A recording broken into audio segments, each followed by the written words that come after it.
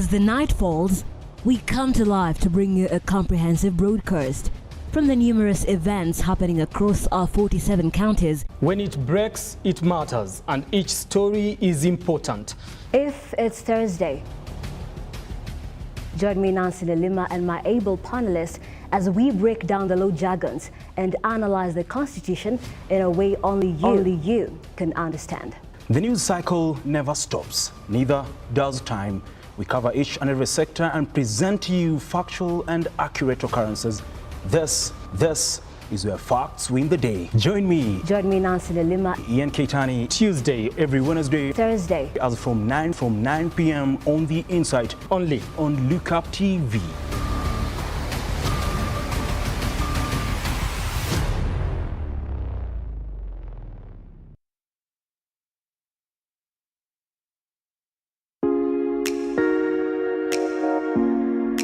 Kipindi ni ukulima ni mali na manjoro. Every Sunday, saa 10.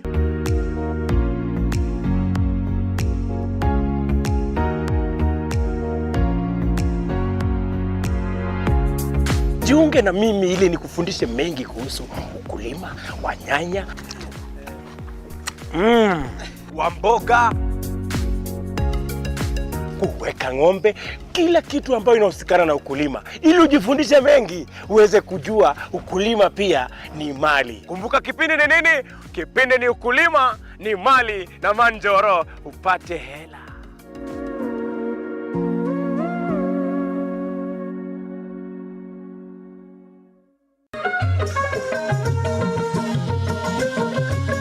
Karibu mtazamaji kwenye kipindi cha jamii na itikadi. Kaini kitako tuna mengi. Mapenzi yanapoanza watu huitana bebi na majina mengine matamu, lakini baadaye penzi linapogeuka na kuwa shubiri, mtu anafikia kwenda kumtafuta mke mwingine. Itakuwaje? Yule wa kwake nyumbani labda hajamridhisha. Ni sawa ama vipi Malkia? Dadangu, wanaume ni kama maembe. Huyu ni mwanamume atakuja abadiliki. Mwanaume mwenye wanawake wengi hata katika uchumba, kwenye ndoa ataendelea. Mtu na tabia yake hawachi. Ile umbo la kike likishaanza, kila kitu kishaanza kuwa mahali pake. Ningependa kukuona. Sijaenda mahali ambapo mimi nilisikia mtu ati huyu alikuwa shujaa, alikufa katika mstari wa mbele wa ndoa. Sijawahi sikia mimi.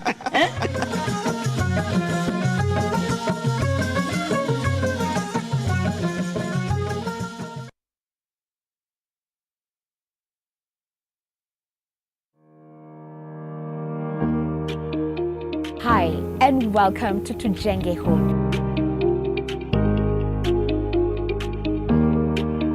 Your number one show when it comes to all things architecture, real estate, property development, interior design. You get it right here on Tujenge Home. When the food is ready. You want to serve them? Dinner is served. Let's go. Let's go.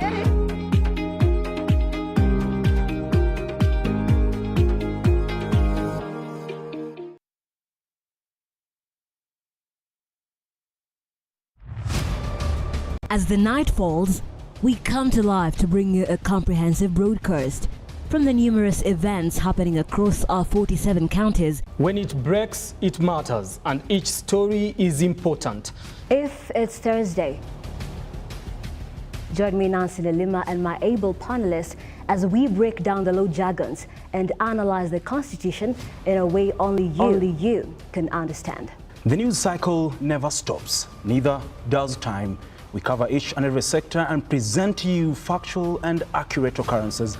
This is where facts win the day. Join me, Nancy Lilima, Ian Keitani, Tuesday, every Wednesday, Thursday, as from 9 p.m. on The Insight, only on Lookuptv.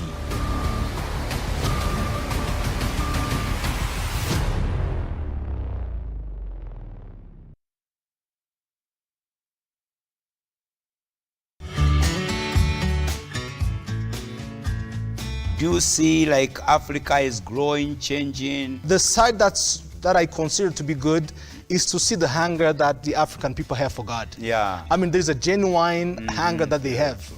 Whenever they go into the church, the things of the kingdom, they go fully. We pray a lot compared to the other side, but they seem to be advancing more than us. Because of understanding.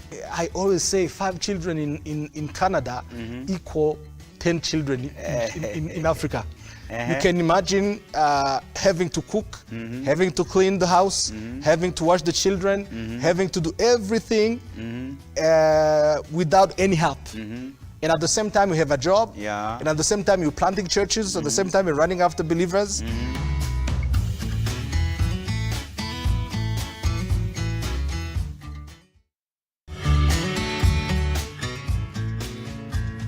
Do you see like Africa is growing, changing? The side that I consider to be good is to see the hunger that the African people have for God. Yeah. I mean, there's a genuine hunger that they have. Whenever they go into the church, the things of the kingdom, they go fully. We pray a lot compared to the other side, but they seem to be advancing more than us. Because of understanding. I always say 5 children in Canada equal 10 children in Africa. You can imagine having to cook, having to clean the house, having to watch the children, having to do everything without any help. And at the same time you have a job, and at the same time you're planting churches, at the same time you're running after believers.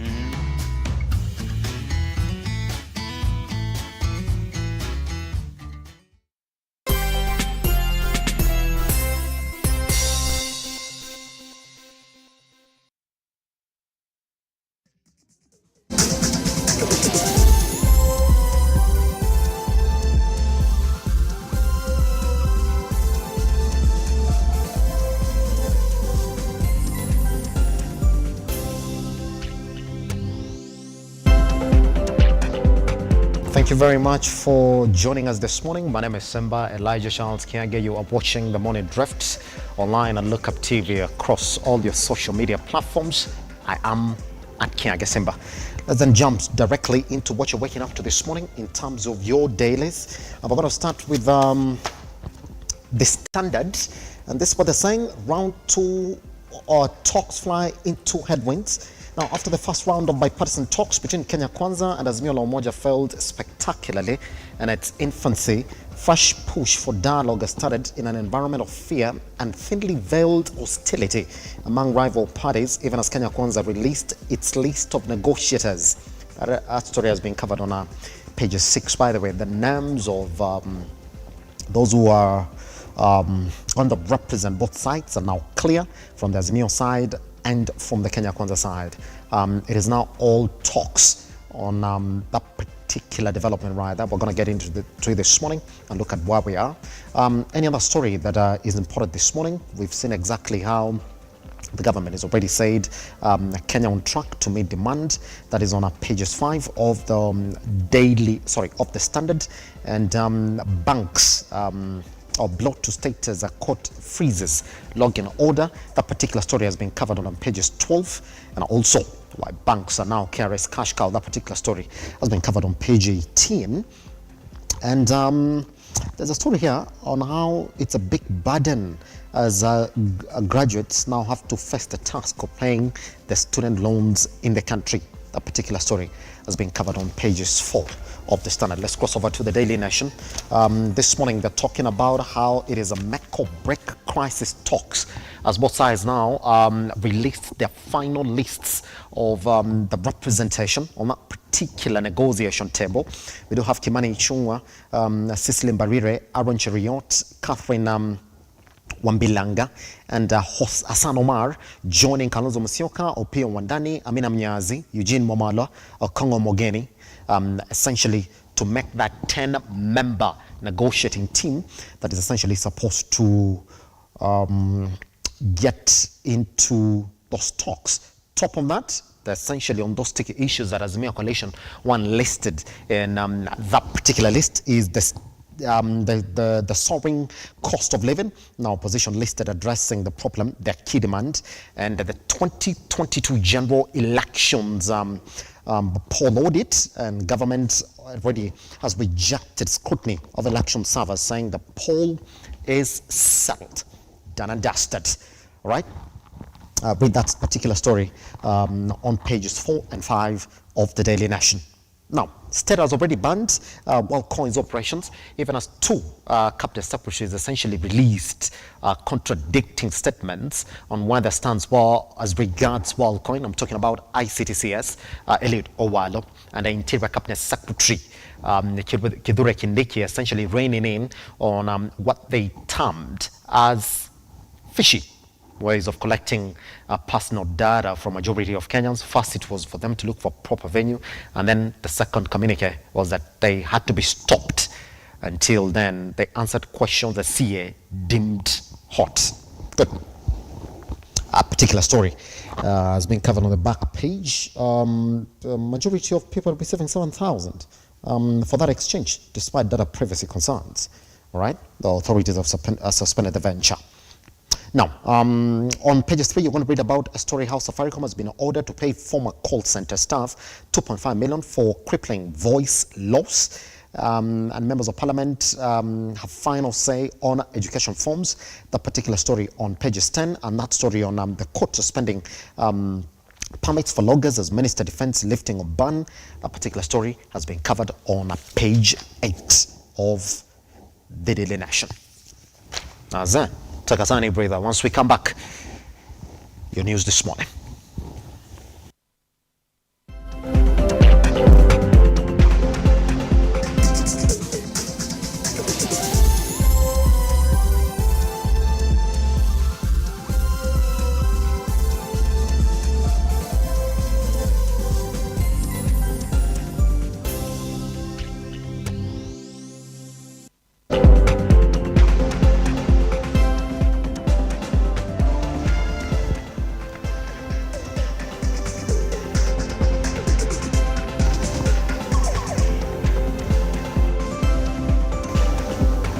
Let's then open this morning where Agriculture Cabinet Secretary Mithika Linturi on Wednesday appeared before the National Assembly answering tough questions, including the method the government has taken to caution farmers against the increase in farm produce prices. Let's take a look at that story.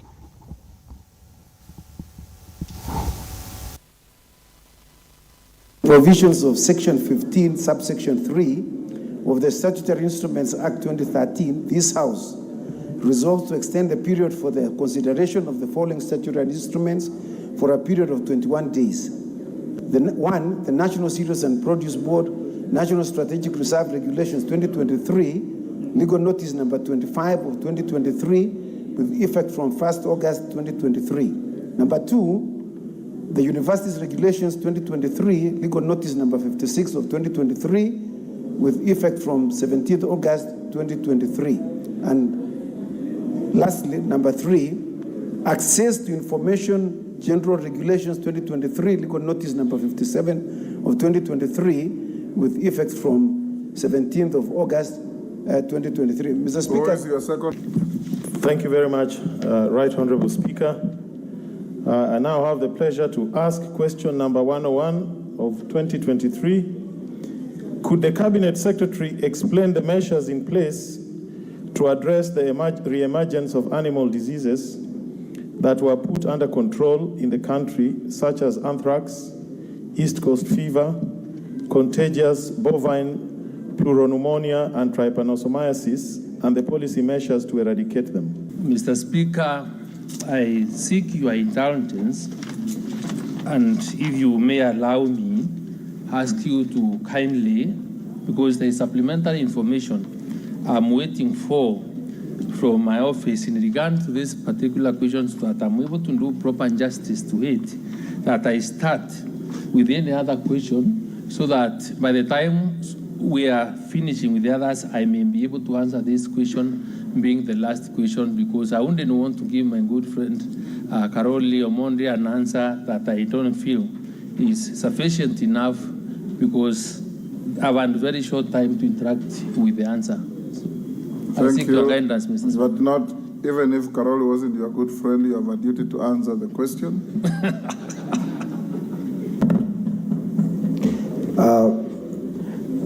Mr. Speaker, I have a question to ask to the Cabinet Secretary to outline the steps that the government is taking to support local companies to produce and supply BT cotton seeds to farmers in order to mitigate the high prices associated with the monopoly of supply by a single source.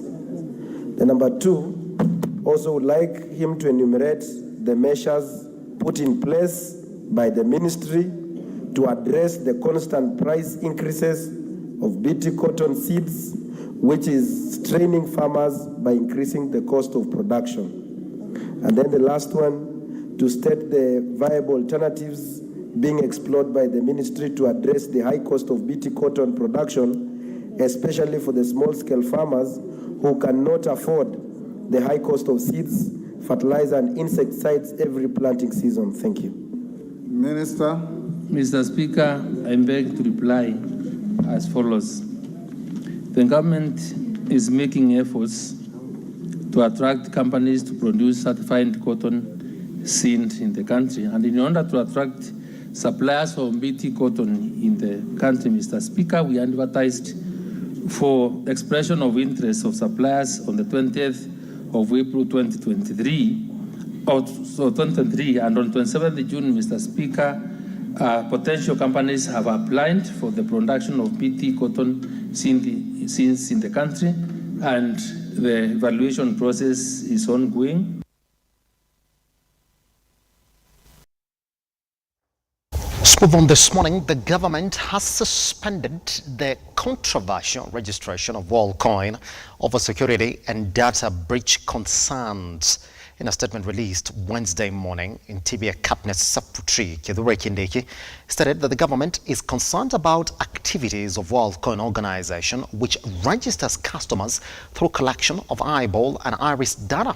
Kindiki noted that the suspension will continue until relevant public agencies certify absence of any risk involved to the general public.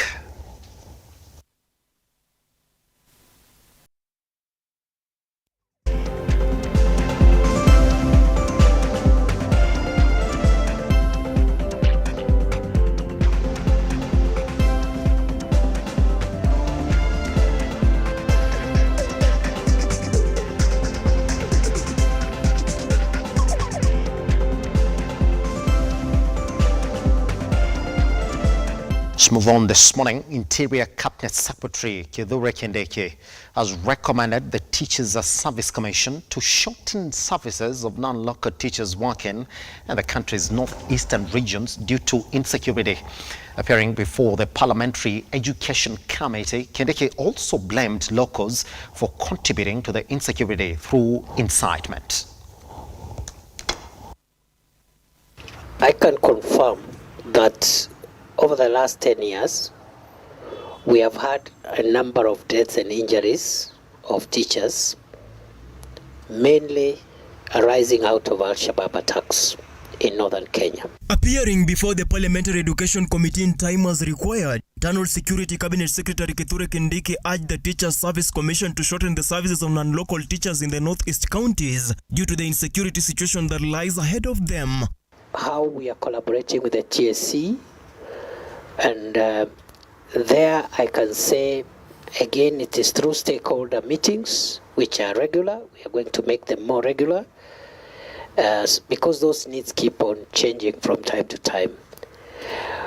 For example, after reviewing the latest attacks, Chair and members, we discovered that housing non-local teachers or keeping them inside police stations is not enough. We better even keep them in urban areas because some of these police stations require extra fortification so that to prevent attacks, because the militants have changed their nature of attack. CS Kindiki noted that the lack of security in the northeastern region is greatly affecting the mental health of teachers from the other regions who are working in the north. Pulling the teachers in one location for their safety is a short-term measure. The long-term measure is to ensure that area is safe, just like the rest of Kenya. And I've already given my commitment that we will clean up that place and those threats will not be there. Kindiki has asked the stakeholders to come together on the entire issue of security and education in the Northeast region, reiterating that the ministry is concerned by the situation for the safety and welfare of the teachers, accusing the locals of inciting rebels against them. Why target non-local teachers? It's an ideology that we terrorize society by dividing the local community from the community that is not local, either on religious lines or whatever other lines.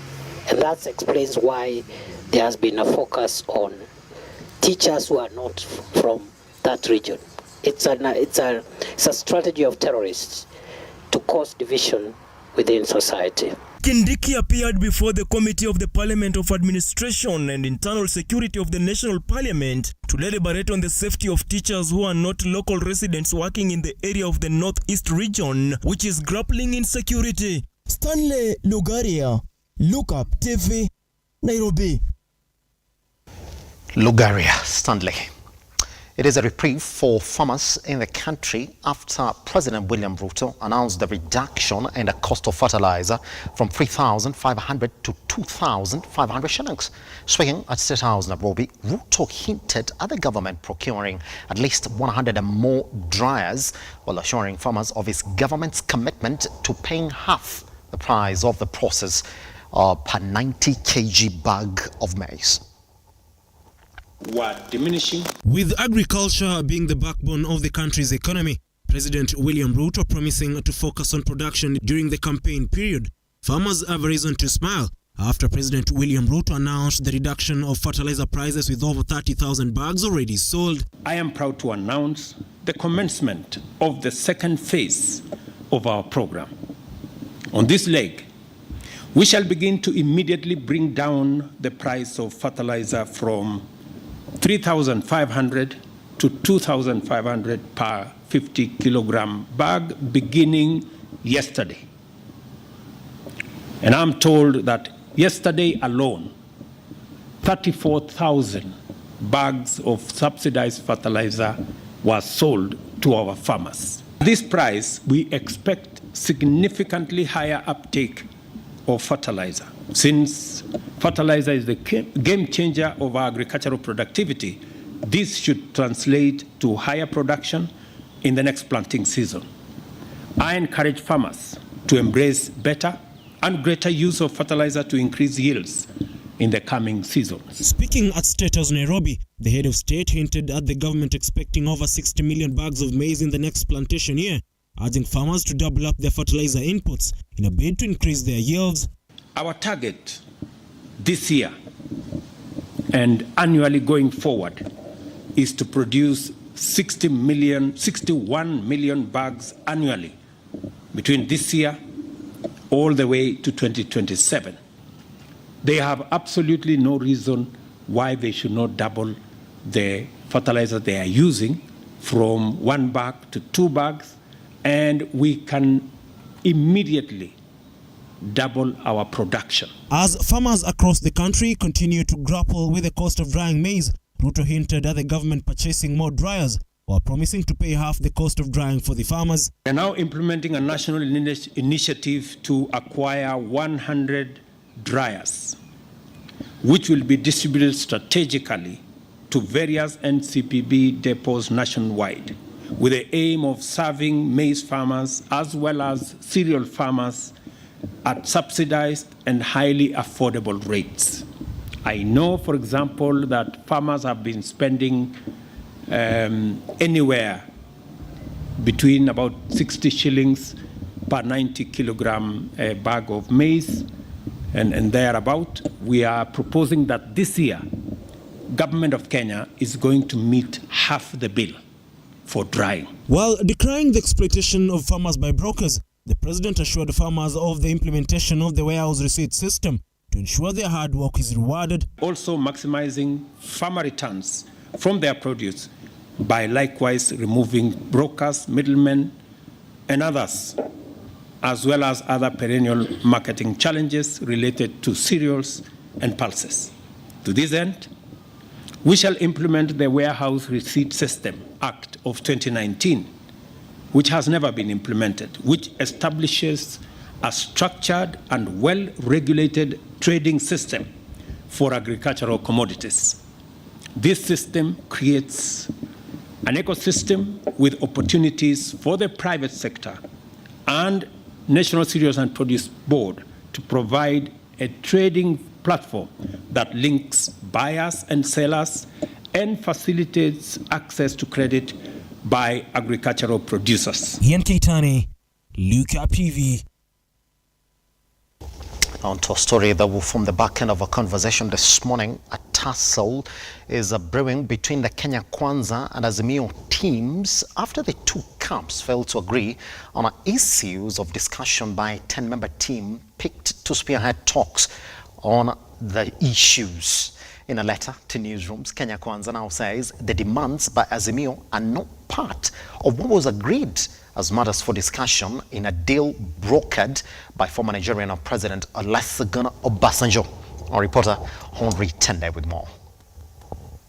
There is growing fears of a major disagreement between the government and the opposition team Azimio as the two camps continue to argue over the exact issues that are supposed to be discussed by a 10-member committee. Kenya Kwanza team led by Majority Leader in the National Assembly Kimani Ichung'wah is up in arms over what Azimio have listed as the basis for discussion in their report to the media. In that report, Azimio still insists Kenya Kwanza government must address their demands. These demands by Azimio, released a few days ago, include a discussion on how to address the high cost of living, an audit of the 2022 elections, bipartisan reconstitution of IEBC. Azimio is also demanding inclusivity in national affairs and respect for political parties in line with the constitution. These demands have been dismissed by Kenya Kwanza team as outrageous. Kenya Kwanza says the demands by Azimio are not what was settled on as matters for consideration in an agreement brokered by former Nigerian President Olusegun Obasanjo. According to Kenya Kwanza, the two teams agreed on 5 different issues. These issues include the reconstitution of the IEBC Commission, implementation of 2/3 gender rule, entrenchment of the Constituency Development Fund, establishment and entrenchment of the leader of the opposition, and the embedment of the office of Prime Cabinet Secretary. Azimio say Kenya Kwanza are not genuine as the two camps agreed to generate their own issues that will be tabled for discussion. As the two teams continue to point accusing fingers over the right procedure to approach the talks, the fate of the talks remain unknown. Henry Tende, Lookuptv. There's a question that majority of Kenyans are asking this morning. In the first round of the negotiations, it was always deemed that the Azimio coalition is the one that was aggrieved. In fact, for the entire time that we've been getting into these negotiations, the Azimio team was the one who said we have issues that we need to talk about. So it would only make sense for any other person than who's saying, well, the government is going to listen to the opposition, for only the opposition to come up with their issues to discuss, isn't it? Now, in this second round of negotiations, we're seeing something peculiar, that the government has issues that they want to discuss with the opposition so that they could find a solution. Don't you find that a bit interesting? That the government was supposed to be the solution in this conflict also have issues that have to be discussed. 2 communiques that we did see. Number one, from the Kenya Kwanza side, when they said that these are the issues that we've agreed on, again signed by Kimani Ichung'wah, by the way, who's part of that team. Azimio coalition comes and says, nah, you ran too fast, all right? We also have our issues that we wanted to discuss. So fine, bring yours, we'll bring ours. Is that already a conflict that is brewing even before these negotiations begin? This morning, we talk about that. I'll be introducing the panel that is joining us this morning. So let's then indeed take a tiny breather. Once we come back, we start the discussion this morning. Dr. Mwanya, how are you? Good. Thank you. Happy to have you around, Justina.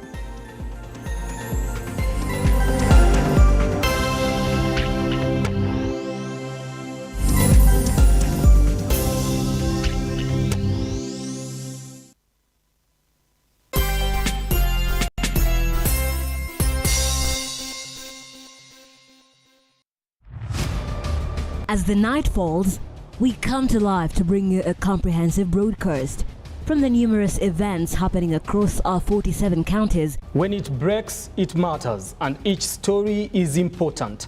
If it's Thursday, join me, Nancy Lima, and my able panelists as we break down the law jargons and analyze the Constitution in a way only you can understand. The news cycle never stops, neither does time. We cover each and every sector and present to you factual and accurate occurrences. This is where facts win the day. Join me, Nancy Lima, Ian Keitani, Tuesday, every Wednesday, Thursday, as from 9 p.m. on the Insight, only on Lookuptv.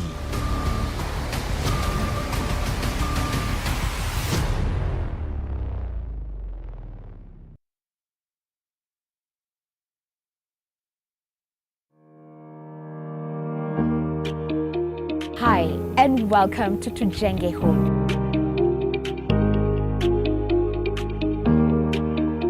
Your #1 show when it comes to all things architecture, real estate, property development, interior design. You get it right here on Tujenge Home. When the food is ready. You want to serve them? Dinner is served. Let's go. Let's go.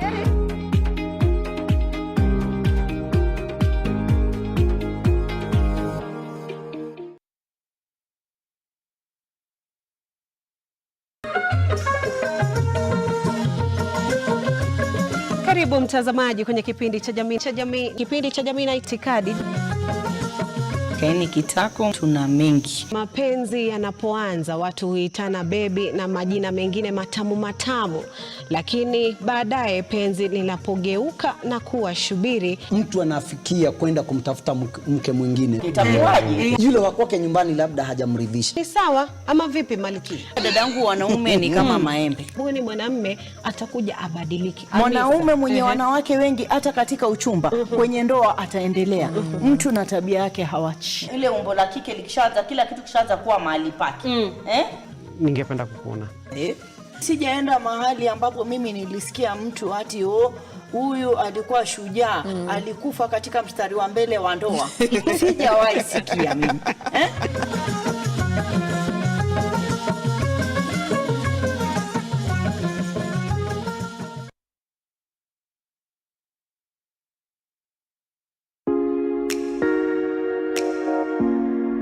Kipindi ni ukulima ni mali na manjoro. Every Sunday saa 10.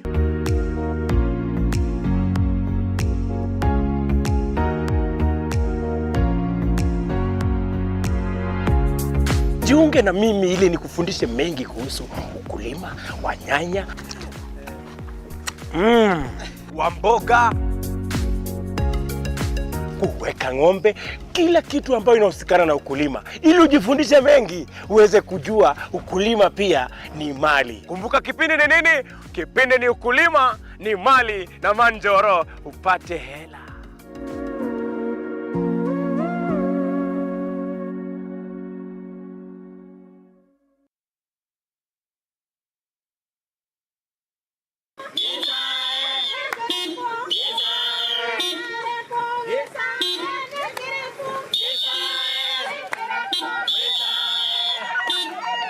Wanja karibia, Wanja, unasikiaje roho? Nimefurahia sana leo. Nilikuwa nacheza loto. Nilianza kucheza last year March hapo. Nimekuwa nikicheza mara mingi. Kuna time win pesa, nimewin pesa mara 2. Then sasa nikaendelea tu kucheza. Then finally nimeshinda gari. Uliweza kutarajia kushinda Pro Box hivi kweli? Hapana, sikuwa natarajia. Unapanga kutumiaje gari lako? Ninapanga kufanya nayo farming, ya dairy farming na pia kubebanga watu wetu. Wakati alianza kucheza loto, wakati mwingine ataniambia ni baba nacheza loto, lakini sasa nimepungukiwa na hela. Si nisaidie. Mimi sikawi. Na mimi navushia ile kitu namvushia. Yanaendelea. Kwa hivyo kushinda kwake ni furaha. Na mimi sina budi la kumkabidhi Wanja. Wapi Deremo wewe? Vipijo! Wanja ndio hiyo. Hata wewe pia huenda ukawa mshindi. Nakwambia it could be you. Over 18s only. Gaming can be addictive. Play responsibly. This message has been approved by the BCLB. Changamka, cheza loto.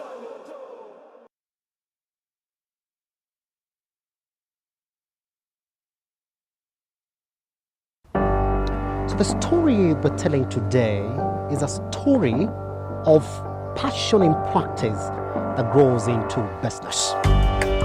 We have partnered with the Youth Fund, talk to as many youth as possible and work with them all their hand. It is an expose of captains who have decided to take on challenges in different sectors and industries within the country. My mentors had also not started as CEOs. They grew up and they showed me how they grew in the organizations. So that's what motivated me to actually do international business. And it was a good experience. As an individual, support in bridging that care gap, part of me also to offer a solution. I want to leave this world a better place than I found it. This is the Captain's Arena. My name is Simba Kiage.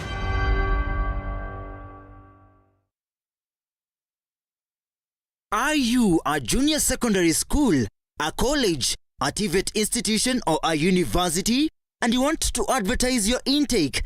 Book now and advertise with us today on both Lookuptv and all our digital platforms. Call us today on 011 0430 158 011 0430 158 or email us on sales@lookuptv.co.ke.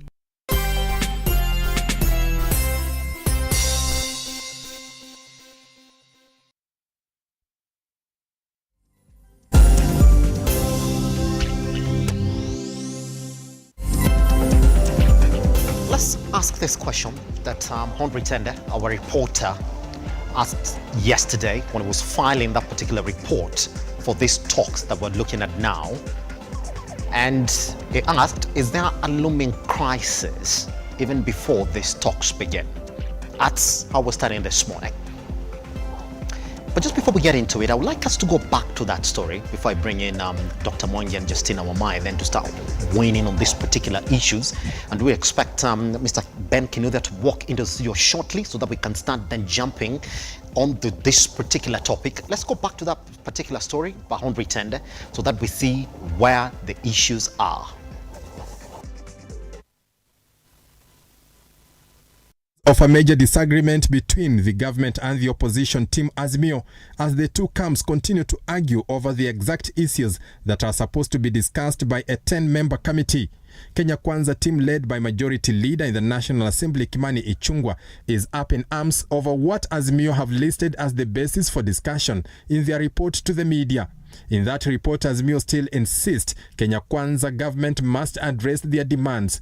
These demands by Azimio, released a few days ago, include a discussion on how to address the high cost of living, an audit of the 2022 elections, bipartisan reconstitution of IEBC.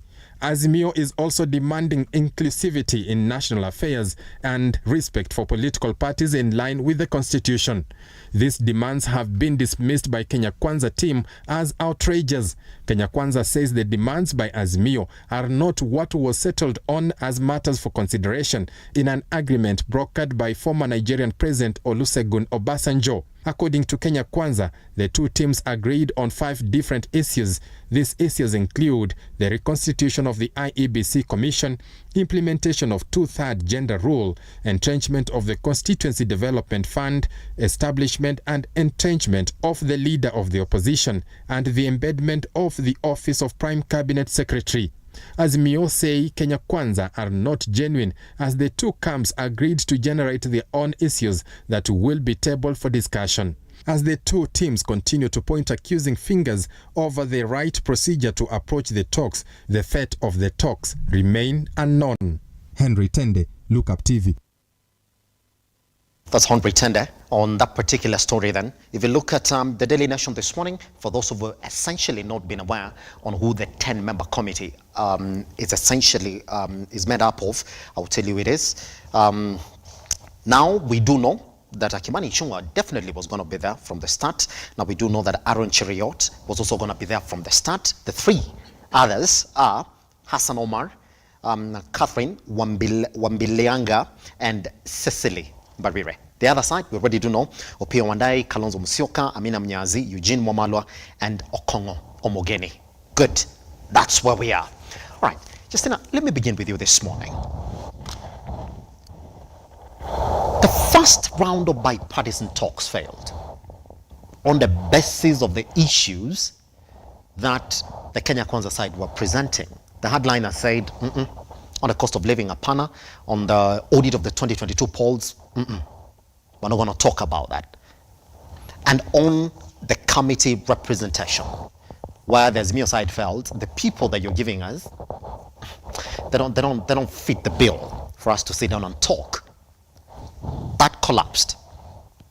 Now, all of a sudden, last week, it came to light that there were negotiations in the background to have the Kenya Kwanza side and the Azimio coalition then meet and talk. It was agreed on how they're going to select the members on that particular committee, but then there was a mediator, former Nigerian President Olusegun Obasanjo.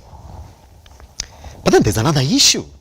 Kimani Ichung'wah went right ahead and said these are the issues that we did agree to discuss. Kenya Kwanza side came back and said, sorry, the Azimio coalition came back and said, no, you went right ahead to release that list before we could also list our issues. Please, on top of that list, add this, this, this, and this.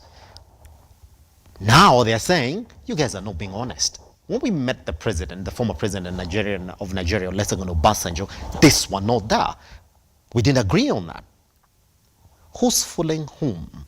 Because I do not think that the two sides can come around and present two conflicting statements if indeed they were in that meeting, agreed on these issues before that particular communique was released. When you interrogate, you see disjointed statements that are coming from both ends. What is the truth? Good morning, Simba. Good morning. What I've always said that this conversation has never been about the ordinary Kenyan. Number 2, we were told that Obasanjo met the president and Raila Amolo Odinga. So all these other people who are coming to tell us information, we don't know. They were not part of the conversation. That is what we were told. So it is it's important for Raila Odinga and RUTO to come and tell or clear the air about this issue. But one thing I want to understand is that our political class, and I've always said, the battle is not against the regime we have now. The battle is against the ruling class. Yes. They see Kenyans as idiots. They do not respect us. They do not respect the fact that most of them get their bills paid by the government. But they don't respect the ordinary Kenyan who has to survive out here and ensuring that there is peace, that they're going to get their daily bread. When Azimio says that these people, we can't work with these people, who has assigned them the task of measuring? Are they the measurers of character of people? Their role there is to get the job done. Have a conversation. So what I think is happening is that, and maybe it's advice to the government side, Kenya Kwanza, my advice to them. 2007, William Ruto was pushing Raila Amolo Odinga to get a handshake in Kibaki's government. It is now time for payback. Let Kenya Kwanza work with Azimio's demands. The same way Ruto wanted Kibaki to listen to the demands of Raila, it is now for him to listen to the demands of Raila. Kimekuja kimemramba, that is life. What you do in the past always comes back, that is his karma. So I don't think the government has any reason to give us issues. Let them listen to Azimio's issues. Let them give Raila Amolo Odinga money the way he was given in 2018, because the ordinary Kenyan in this country just wants peace for them to thrive and survive to get their daily bread. Now, I'll be coming back to you because there's a spanner in that. Dr. Mwangi, Kimani Ichung'wah comes and says, we've agreed, all right, to discuss this now. Apparently now, it's up until yesterday when it's also becoming clear that there was a meeting again between them and the Nigerian president when they were saying, well, let's agree on the issues that we're going to talk about. Again now, it's clear that he was right there when they were drafting these issues. That is according to the Kenya Kwanza side. The Azimio side comes and says, no, we did not agree on these issues. We have our issues that we need to add on that list. So disjointed statements from both ends, even as the full member committee has now been formed. When you interrogate the communication from the Kenya Kwanza side and the communication from the Azimio side, do you read a conflict already brewing between those two sides? Yes, I do. And good morning, and good morning, everyone. Yes, why are we going to the talks? We are going to the talks because there's a conflict. What is the conflict about? The conflict is about the positions that the Kenya Kwanza people who are in government have, which they want to keep, and they don't want you know, any encroachment by the Azimio side. Yes. As Kenyans, do we know what issues were agreed? Do we know who was in the meeting? At least we know, and it seems to be clear, that Right Honorable Raila Odinga and the President, Dr. William Ruto, they met under the auspices of Olusegun Obasanjo. Yes. That we know. That has been reported. That has not been, there has not been a conflict. What they agreed is to have talks. Did they agree on the agenda? We don't know. Because now, what Kenya Kwanza is putting forward is not what Azimio is putting forward. Yes. These people who are saying this is what was agreed, were they there? Do we know? We don't. And before the talks begin, there is a conflict already about the issues. But for me, from where I'm sitting as a Kenyan, the thing I'm happy about is that they have agreed to talk. We have wanted the President, William Ruto, to call Raila Odinga, and they sit. Yes. They know each other. They are friends. They know the moves that they make. The fact that they have talked and agreed to talk, that's a tick. The fact that there is a team that has now been fronted, which is, it includes parliamentarians and non-parliamentarians. This is what we wanted, an expanded conversation, because parliament as it is already an extension of the executive. Yes. So now, to that extent, as Kenyans, we feel that we have made some movement forward. I believe the two sides left on their own, the talks will collapse the way the others collapsed. Left on their own. So President Olusegun Obasanjo must keep a keen eye. He's an old man, he's a statesman for Africa. He needs to keep a keen eye. Kenya is too important to be left to two people who are fighting, or two groups who are fighting largely for their own interests. Yes. The interest of Kenyans must be on the table. So what we now know is that there's a conflict. What we also know is that the other bipartisan talks collapsed, and they were being led by the two sides. Therefore, for this second round to succeed, the mediator is very important. So the first agenda should be, sit here, what are your issues? What are your issues? Let them hammer that and agree on the agenda. Yes. And we tell them this, because reality is coming home. The reality of the state of the Kenyan situation, where there are millions of Kenyans who are hungry. Never mind, the rains have come and food may become, but there are people who had jobs last year who have no jobs now. There are people who have jobs now, but they have no salary. The reality is coming, and therefore, I think we have a breather. Yes. But Olusegun Obasanjo, please don't leave these two sides now. Justina, that's where it begins then. You see, I'm reading the statements of Dr. Mwangi saying, what are your issues and what are your issues? Let's sit down and hammer them. In this particular scenario, Justina, why would the government have an issue? The government is the authority. It's the one that the Azimio coalition has picked an issue with. So when we say, bring your issues, and then we also have our issues to talk about, why are we talking about a government issue in a committee that has essentially been brought together because somebody somewhere has a conflict with that particular government in place? Why is Dr. Mwangi agreeing with the Kenya Kwanza side that indeed we have our issues that we want to discuss also? As who? So that who gives you that solution? Aren't you the government? Aren't you supposed to have solutions to the questions that you are asking of your government? Because I'm saying that in this sense. Now let's look at the issues that the Kenya Kwanza side has brought forth. Number one, the entrenchment of the CDF kitty that is essentially questionable now from even the courts on land. The embedment of the office of the Prime Cabinet Secretary, all right? And number three, the office of the opposition. Those are the key issues that are way different from what we did see in the first round. Aren't these issues that the government is supposed to solve by itself? Why do they have to make it to a negotiation table? So that who comes up with that solution? Justina.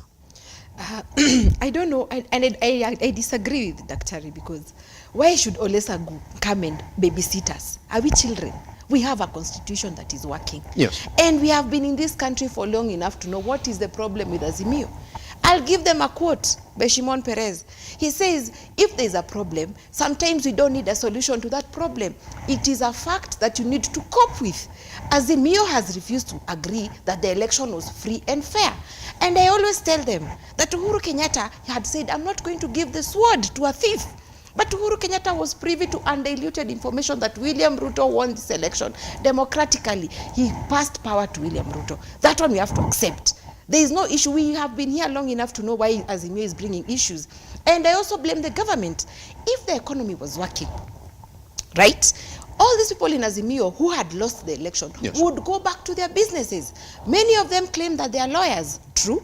But the problem in this country is that we have people cannot even afford food. How will they even go and retain? They don't even have money. If they can't buy food, they can't even afford to retain a lawyer. That we have to agree. That is why they are fighting to be in government. They are fighting to have their bills paid by government so that they can hedge themselves from the harsh economic realities, forgetting that the ordinary Kenyan has always survived in an economy that all of them, the ruling class, let me say, both Azimio and Kenya Kwanza, have contributed in failing the economy. If they were wise, and it is incumbent to everyone, including myself, who is going to run for a seat in this country, I have to make sure that the economy is working in a way that one day, if I'm not in government, I can survive easily outside. So that is the problem. Let us first say that. Even Azimio people have gone to tell us that we know the issue is electoral reforms, right? That one, even it's only that cost of living was a better issue at the point. Yes. What I want to tell Kenya Kwanza is that they owe us duty of peace, duty of stability and tranquility. Number two, William Ruto has ever forced Kibaki to give Raila a handshake. So they have to honor the issues of Azimio, because Raila Amolo Odinga has always been given what he wants. Even Uhuru Kenyatta gave him what he wanted in 2018, a handshake and money. So he has to give him that, so that us, the ordinary Kenyans, who are not paid for our bills, and I'm insisting on that point, to move on with this life. But I don't see why we need a babysitter. We have a constitution. We have the election process. We have the declaration. If you're not satisfied, go to court. Go to the Supreme Court. Prove your case there. Azimio failed. They only took things that were hot air and wild goose chase, according to the evaluation in the Supreme Court. Now again, they want to shake the principles of democracy by saying the election was lost. I have a question to Sifuna and Babu Owino and every other person. What if Wanjiru said that her votes were stolen? She comes for handshake. What if Morethi Nembakasi comes for handshake? What am I saying? Let us accept the fact that you will win and you will lose. My advice, and the only conversation that I would prefer on an open conversation, is on the office of the leader of opposition. Rightfully, we adapted the American system. The McCains, the Al Gores, when they lose, they went back to what they were doing. Let us go back to Westminster. Right now, we know that the Conservative parties have Rishi Sunak. And then the Labour have Keir Starmer. When Rishi says this, Keir Starmer, on the basis of being in opposition, the Labour Party, is saying something. That one should be formalized. But all other things are issues of policy. And that is why I'm challenging Wanjiku. Next time when you're voting, don't look at tunatoa huyu, what Nairobi people said. Tutoe Sonko, tutoe Kidero, Sonko atatoa Kidero. And then we forgot the delivery. Next time question someone on how they're going to positively influence education, tax policy, economic policy, food security policy, because that is their role, nothing else. So, just to be clear, you feel like it's wrong then for the government to also say that we have issues that we want to table on that discussion table? It's very wrong, because that is something that can be done in the National Assembly. And I've always told Azimio, the constitution again balanced. When majority have these positions, minorities are in charge of all oversight committees. They are the chairmen in those committees. That's why we have to agree. Another thing, because also this issue began with the finance bill. They were members of Azimio in the finance committees. Why did they append their signatures? What I'm trying to say, this conversation is not about the ordinary Kenyan. It is about the ruling class who want their bills, including food bills, to be paid for by the taxpayers. Pretty much. Dr. Mwangi. Yes. Can you make it as clear as possible that it is wrong for the government to also say we have issues that we need to discuss, when the government in place essentially has put in place structures, let me say a government that is supposed to handle these particular issues? Why do we have the Kenya Kwanza side, which is the government, telling the opposition that we have issues that we're going to discuss with you? But when you look at those issues, they are not personal issues, they are essentially governance issues, which makes me ask you the question, who's the government? I think I think they are right to bring issues on the table. They are right because they are right because the ruling party at the moment is Kenya Kwanza. That's it. Who voted for Kenya Kwanza? Just slightly over 50% of Kenyans who voted. Yes. Our country is divided right down the middle if we were to count the votes, the people who voted. Therefore, to the extent that Kenya Kwanza does not enjoy a large majority, they have to be able, if there is anything they want to change, especially anything that is constitutional, it is we Kenyans who gave ourselves a constitution. It is not the government that gave us. So any matter that will touch on the constitution would need to be on the table, whether it is brought by Azimio or it is brought by Kenya Kwanza. In their mind, if there is an agenda that will touch on the constitution, the change of the constitution, the process of changing the constitution involves most of the major issues, like the change of the structure of government. They are now proposing, we want to entrench the prime cabinet secretary in the constitution. we want to entrench that. Yes. You cannot do that without changing the constitution. You are changing the structure of government. Does it, which means go back to the right procedure. The people. Yes. The people. But the people are not the bipartisan committee from the opposition side. The bipartisan committee represents Kenyans. Yes. 50% plus 200, was it 200,000 That's votes it, Dr. on Magi, this side? Yes. The other 50% Yes. on this side? Yes. Let's talk about how do we create an official leader of opposition who has a voice. Fine. Yes. Yes, Dr. Mwangi, fine for the sake of this conversation. They never said that they had a problem with that. There is no day the Azimio coalition came in and said, we have a problem with CDF, we have a problem with the office of the Prime CS, we have a problem with the representation in this country. The only thing they said, we have a problem with the cost of living, we have a problem with the abuse of political parties in this country, we have a problem with representation. At what point did they say that we have a problem with the issues that Kenya Kwanza is raising now? Why did Azimio lose elections? Why did Azimio lose elections? Yes. What was the main campaign strategy and tool of William RUTO? Anti-BBI. Hammering BBI, because BBI was whose agenda? Raila Amolo Odinga. Raila Amolo Odinga, who was the leader of the opposition before. And all the issues in the BBI. So this conversation has been going on for a long time. And even though William RUTO opposed the BBI, right now, he's now the president. He now can see, he has even written a memo to Parliament to change and entrench a leader of official opposition. He has written a memo to address the issue of gender, because gender, the 2/3 gender has never been achieved. It was not achieved in the last elections. It is an issue. How do we make sure that we are constitutional? Because as it is, even Parliament is not constitutional to the extent that it doesn't respect the gender. How do you make sure that you have a prime minister? Because really, prime cabinet secretary, who is that?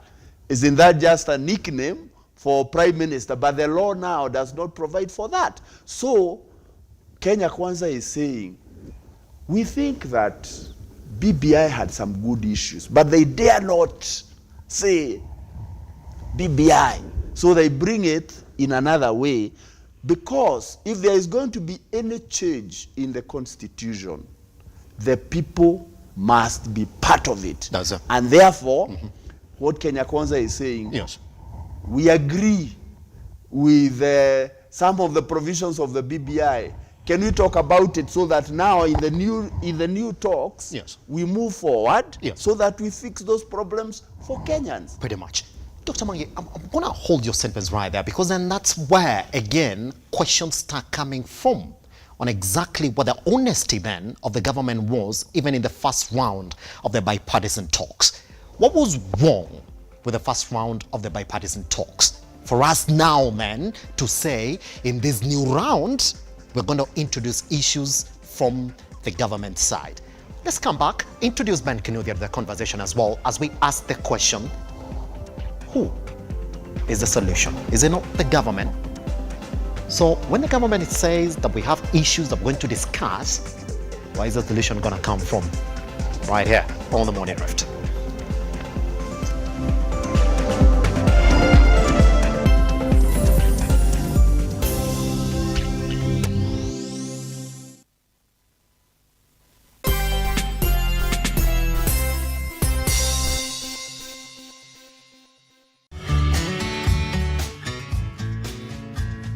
Do you see like Africa is growing, changing? The side that I consider to be good is to see the hunger that the African people have for God. Yeah. I mean, there's a genuine hunger that they have.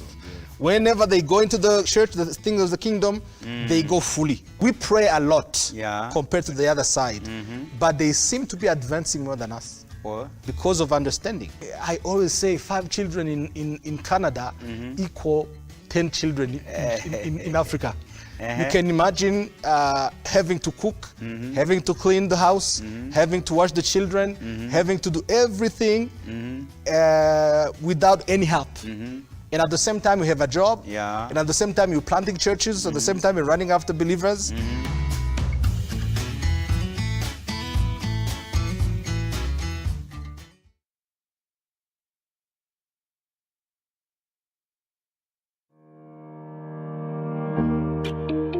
Hi, and welcome to Tujenge Home.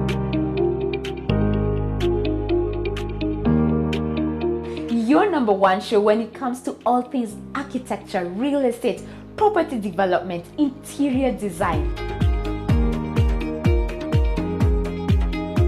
You get it right here on Tujenge Home. When the food is ready. You want to serve them? Dinner is served. Yeah. Let's go. Let's go.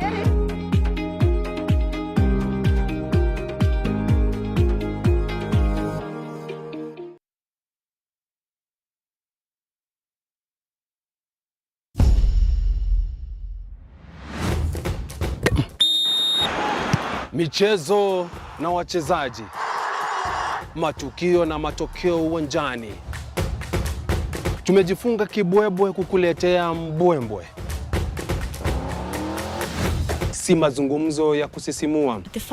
Ndiyo maana safu ya spoti ipo hapa kwa ajili yako. ZFC! Nami hapa nahodha Robert Chacha, si suisui, na kuandalia kipindi bomba cha safu ya spoti kila siku ya Jumamosi kuanzia saa 7:30 ndani ya runinga nambari 1 ya michezo Lookuptv.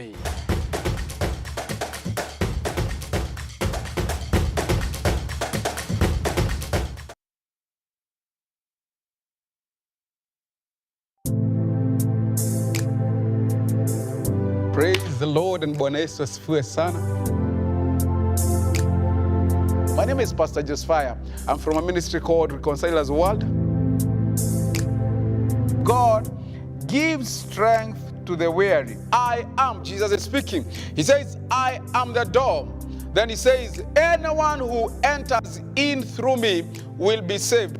The Lord is my shepherd or shepherd.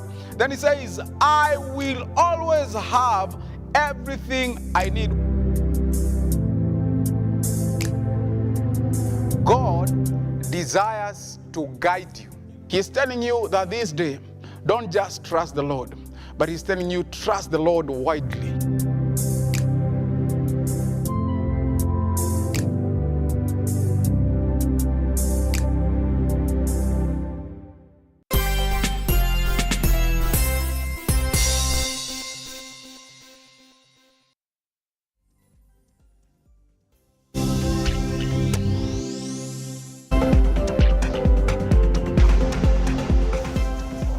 Okay, let's continue then with the conversation. I want to introduce Ben Kinothia, who's joined us this morning. By the way, I'm going to tell you something.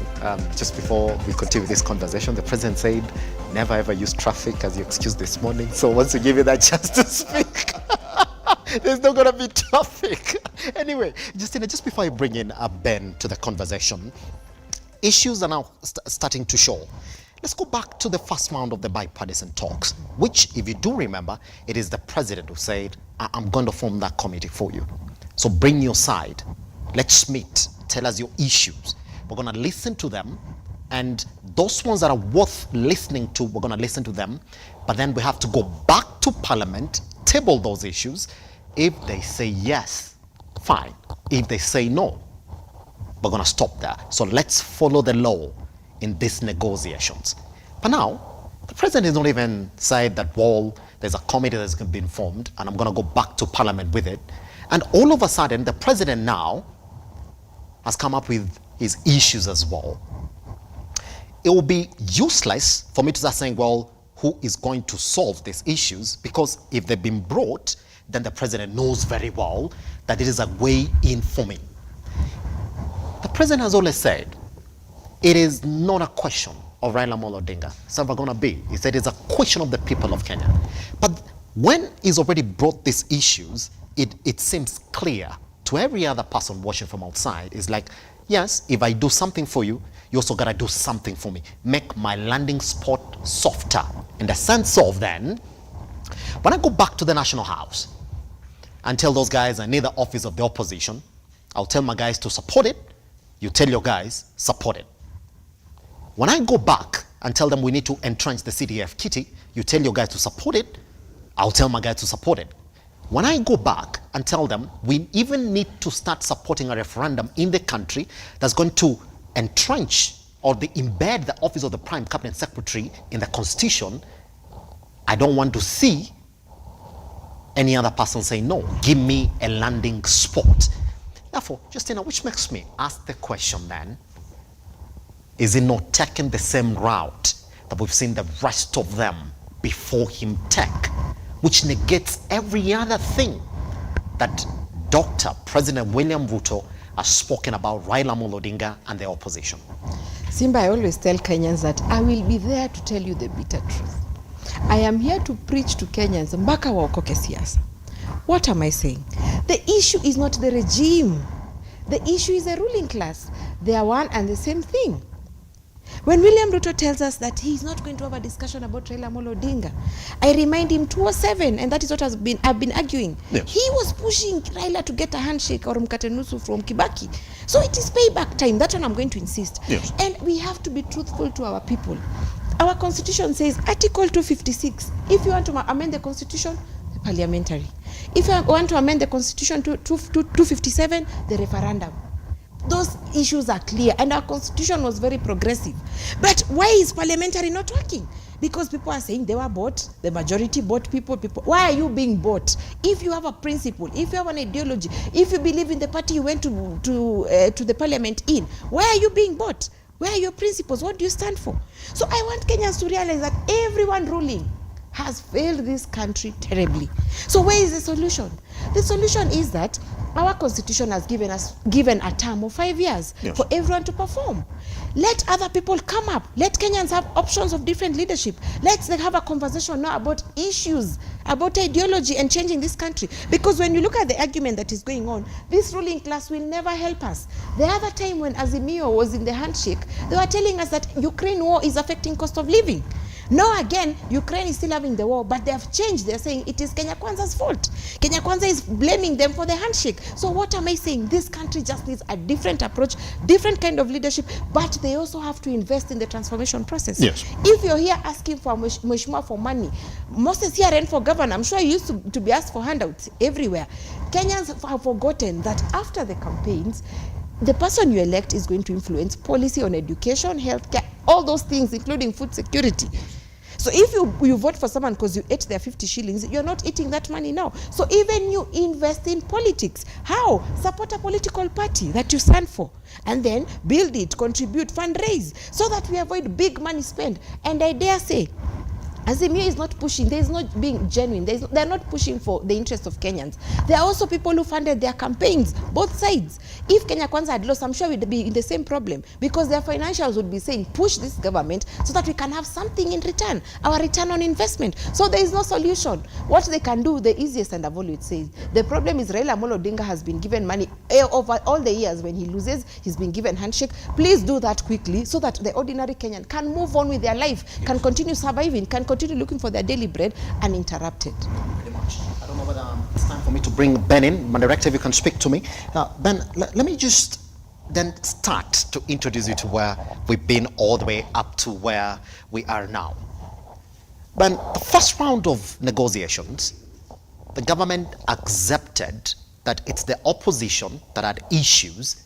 So they told them, tell us what it is that you want to talk about. Then we're going to form a committee that's going to sit down and talk about those particular issues. That went and failed.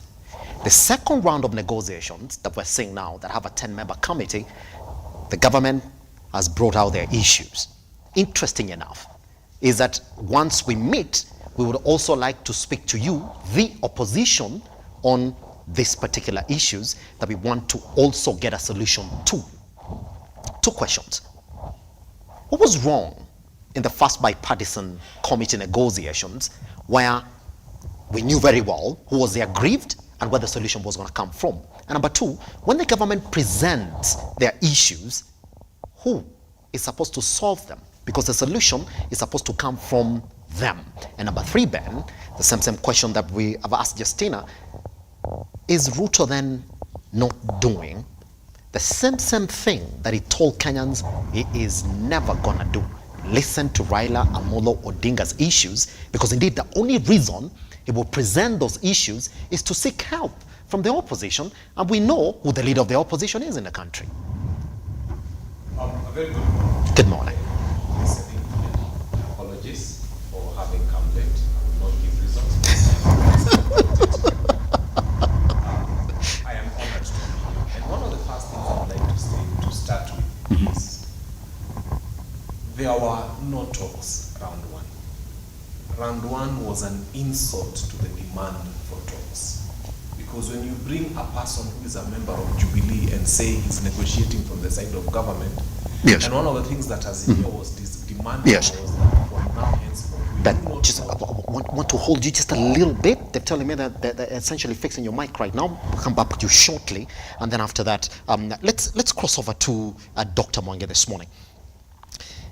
Now that we do know that all that has been presented, the Azimio side is saying before we go to that negotiating table, we need to add onto that particular list our 4 issues: the auditing of the 2022 results and the cost of living, and number 3, which is very unique, that was not essentially reflected in the Kenya Kwanza side, respect to political parties and a representation. Yes. So let's begin from representation, inclusivity in the government. Is that them saying we also need you to look at the opposition and have a representation in this government? And if that is true, Dr. Mwangi, then is that them saying, well, create positions for us and reshuffle that particular government that you've already created so that we also feel that we're represented in it?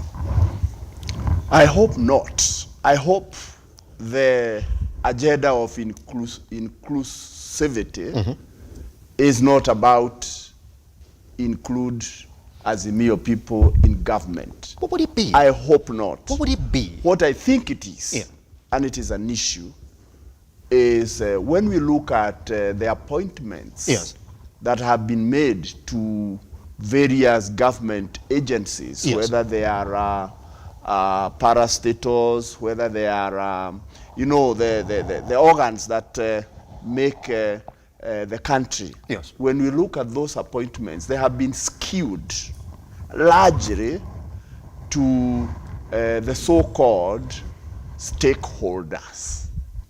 The deputy president used the word stakeholders and said, if you're in the queue, if I see that you are going to get something, I'll put you back.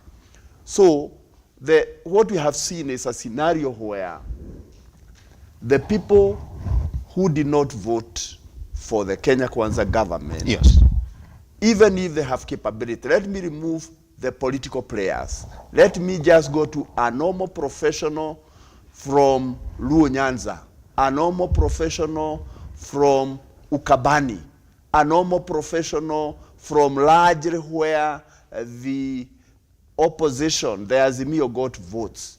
You have very little chance to serve this country. The ambassadorial positions, they have not been completely filled. Even when we saw the recall of whoever is being recalled, it is a question of which side of the political divide do you support. I think we must have a country where we go to the elections, very competitive elections, they should be. We should have a good balance between whoever goes into government and whoever goes to opposition. For me, I am a student of Ken Matiba. I believe in multi-party democracy. That is the only way our country will run. We don't want to be back to the dark days of one-party rule. However, whichever government now wins, whichever now party wins, you are now the president of Kenya. William Ruto, you are the president of Kenya. Being the president of Kenya means that development must go to the whole country. Development must go to the whole country. being the president of Kenya means that when you are constituting parastatal boards, yes, reward those who drove your campaign, but let us also include other Kenyans who can serve the country diligently and make this country move. I think inclusivity is about that. And I hope it is. Because if it is about the so-called ruling class, and I have a little problem with that, because ruling class, today they are the ruling class. Tomorrow, if you are now elected, you also join them. So our nation must have people who we give them a date to rule. The problem we have in this country, and on that score, I would say maybe that is it. We have a musical changing of musical chairs. The same players we had in 2007 are the same players we had in 2013, are the same players we had in 2017. They are the same players now, the same, just moving positions. And that is where Kenyans need to rise and own your country, to the extent that if people do not perform, even if they change their clothes, because what they do is change their clothes. I came with this party this time. There is no single party that has gone the full hog. They just change, and all of a sudden Kenyans look at them and believe that they are different animals. They are the same monkeys in the same forest, jumping.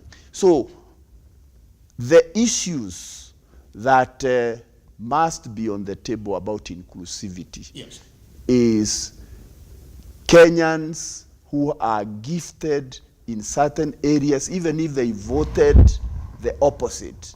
The government of Kenya owes them responsibility to give them opportunity. After all, who pays taxes?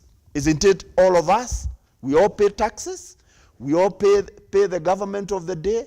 Let us also have a stake. That's exactly what you want to think, isn't it? Like you're saying that you would wish that inclusivity function they're talking about there essentially encompasses that. But there's a big question again around that, Dr. Mwangi, and I'll be coming back to you, knowing very well that this time around, Raila Amolo Odinga doesn't come by himself. There are people who've stood with him, and there's so many eyes that are looking at Raila Amolo Odinga saying, well, what are you gonna get? We also need something out of that. Good. Sheila, I don't know whether Ben's microphone is good now, because I'd like to rope in with the conversation. Ben, jump in on that particular aspect of the issues then that they're presenting. Let's start from there. You see, unfortunately, issues being presented sometimes. Ooh. Ben, here's the thing. Yes, just go right ahead. Okay, let's just go right in. Yes, it's good now. Unfortunately, sometimes the issues that exactly represent what the parties to the table come. Yes. I work in alternative dispute resolution. Yes. I can tell you half the time what people come saying is not exactly what is the problem. I think what we should be thinking about as Kenyans is, what do these people have hidden under the table?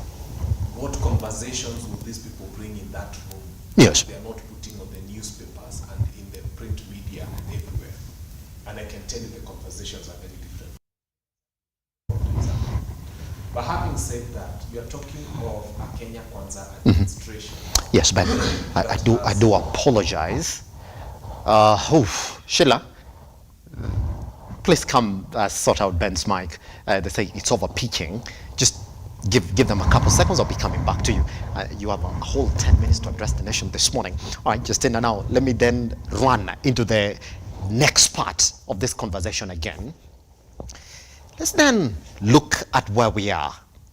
If indeed we are saying that we are moving into this conversation, there is another aspect right there that the Azimio coalition is saying you got to respect political parties. The eventuality of what that deal is going to look like. They've been very specific. They're like, well, look here, there's some people within this Jubilee coalition or Jubilee party that are essentially not in this side of the Azimio coalition. So when we are saying that before we go to that negotiations, any deal that is going to come out of it will have the aspect of the government respecting political parties' democracy in this country, aren't we then looking at the eventuality of some members of parliament who the Azimio coalition is put on the red spot for having crossed over the other side? That indeed now we do expect that the chairman of the National House Business, that is Moses Wetangula, would come in again and make a fresh ruling and say, so and so and so and so, please, I've declared your political party is vacant, please go back and seek the people's mandate on your new allegiance. Because there are people around Raila Amolo Odinga who are very bitter now. Case in point, the likes of Murade, the likes of Jeremiah Kioni, who have befallen that route that they think it's government interference into the Jubilee Party affairs. Is it time for us to start saying, well, that some people are going to find themselves out after these negotiations? Which is why the Standard this morning said one thing. It is fears and jitters on exactly what these negotiations are going to look like by the end of the day. Sometimes they say before you point a finger at someone, you have to look internally. Yes. I was a member of Jubilee at one point, and I've always said that story, that Jubilee in itself, 2017, was not democratic. I paid party fees, and they ended up giving a direct ticket to someone, and I was never refunded my money. So right now, Jubilee is being fought for by Azimio or ODM, whatever, the coalition. Yes. But what am I trying to say?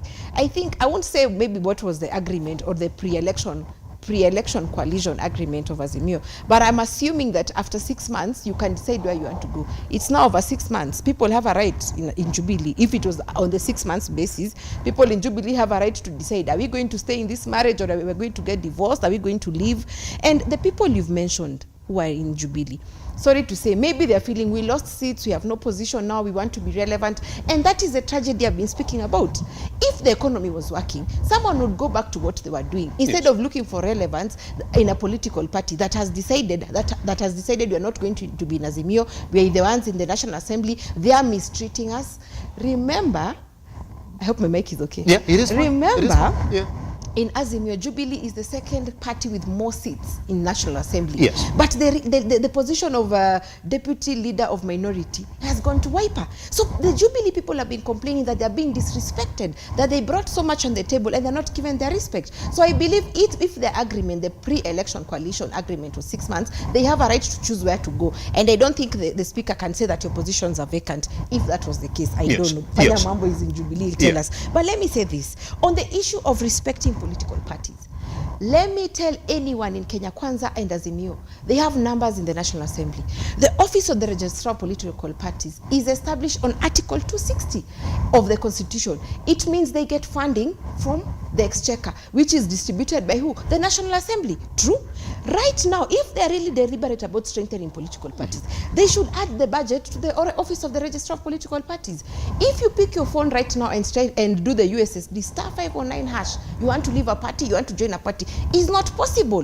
Why? The contractors who do that job have not been paid. There's an issue of budgetary. Look at IBC. People who are observers or who are agents in the previous by-election of Bungoma have never been paid, and they're always writing the conversation on Facebook that you guys have never paid us. And IBC tells us that it's a budgetary issue. So if you want to strengthen, where are you dividing money? Where are you giving budgets? It's the National Assembly. Go and do it there. So what I'm saying, all this conversation by the ruling class, because they've been there from 2007, from 1992, when I was a 5-year-old, we've always seen these people there in that conversation of politics. We need to just change the conversation. We need a different agenda. So on the issue of political parties, one, look at yourself internally. Are you democratic as a party internally before you ask for you to be saved by other parties? But Chamsingi, Article 260 gives us Office of the Registrar of Political Parties. Can they strengthen that office first so that we can know these people are deliberate about strengthening political parties? Yes, pretty much. We have 4 minutes, but they're telling me they're working on your mic as we speak right now. On the aspect of representation and inclusivity, that's why, again, we got to talk about fine. There's also another side for the entrenchment of the office of the opposition, which you would like to think, Dr. Mwangi, from where you said it this morning, was that you said we are not locking you out. All we are saying is that we want you to make it easy for us to start up that office of the opposition so that we can actually have it as a functional running office in this country. Good, tick. But then on representation, you said you would like to think it means that any other person in this country can essentially get picked to a top government job in this particular country. Fine, Dr. Mwangi. But on representation and inclusivity in the government, does it not mean that we, the people in the opposition, also deserve a number in this government? Because the question that you asked this morning, what were the likes of Martha Karua go? What were the likes of Eugene Wamalwa go? What were the likes of Jeremiah Kioni go now, when we do know that they form the opposition heavily in this particular government? Does it not mean that I also come with my guys? What do they get? Now, we have been there before, have we not? What was Nusumkate about? Right? What was, especially Nusumkate, the opposition literally joined the government. There was no longer very strong opposition. Never mind that it was one of the best performing government in terms of delivery. The handshake created disharmony. Now, maybe my answer to this question is my belief, and I hope that I represent many people. My belief is that for this country to move forward properly, we need a working government and we need a strong opposition. Therefore, entrenching the office of official leader of opposition is a good thing. Wasn't this in the BBI? Yes, it was. The American Constitution that we adopted, where winner takes it all, we have tried it. Where have we ended? With conflict every 5 years. Let us create a structure where whoever is number 2 in terms of votes gets an office where he can check the government, so that we can have what you can call a shadow government. That way, the likes of Martha Karua, the likes of Jeremiah Kioni, they will have space in the opposition. If they are thinking that they should join government, I think Kenya Kwanza, and I agree with them, they have made it very clear. No handshake, no nusumkate. Raila Odinga and the Azimio has also made it very clear. No handshake, in that real sense of the word, no nusumkate. And that is the best position for this country. If they have some hidden agenda, so that they will be appointed to government, especially those political class, they will have failed miserably, they will have failed this country miserably, and they will not be helping build our nation. We want a nation where if you lose elections, you lose. You let those who are ruling to rule, but you are not irrelevant. You can go on with your work, but if you are a leader of the big party, you should be part and parcel of conversation in Kenya to make sure that our country move forward. Because where I come from, we say a house that does not have different opinion. If what the husband says, yes sir, the wife says, yes sir, that house will not progress. Such a family does not progress. You need a country that is progressive. And therefore, what would like to see? I would like that agenda of how do we entrench the official leader of opposition in our constitution, which is technically saying we need to look at the constitution again. Pretty much. Once we come back then, Ben would officially make his entrance this morning. So that now we can get, oh my God, he's got like 5 questions to answer. Guess what? We're going to give him 10 straight minutes. Then after that, come back and rebuttal whatever he's saying this morning with Dr. Mwangi and Justina Omai once we come back. Finally. Whoa!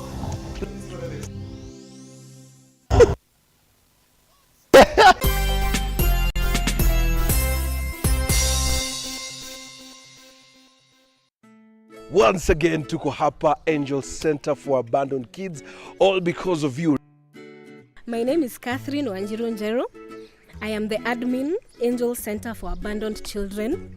Our founder is Wamaitha Mwangi. We currently have 64 children, 32 going to school, and among those 32, 2 are special children, and we are left at the home with 32. Now the toddlers and the infants. To the RUTO Foundation, thank you so much for remembering us. Guys, we lack words. We lack words. We don't know what to say. Thank you for remembering us. You made a promise and you have delivered. And may God bless you. To my fellow Kenyans, as usual, cheza loto, sio ndoto. Angel Center tumeshinda loto. Every time you play Lotto, 25% goes to the RUTO Foundation, which supports our fellow Kenyans through various causes. Thank you for your help. Together, we are changing lives.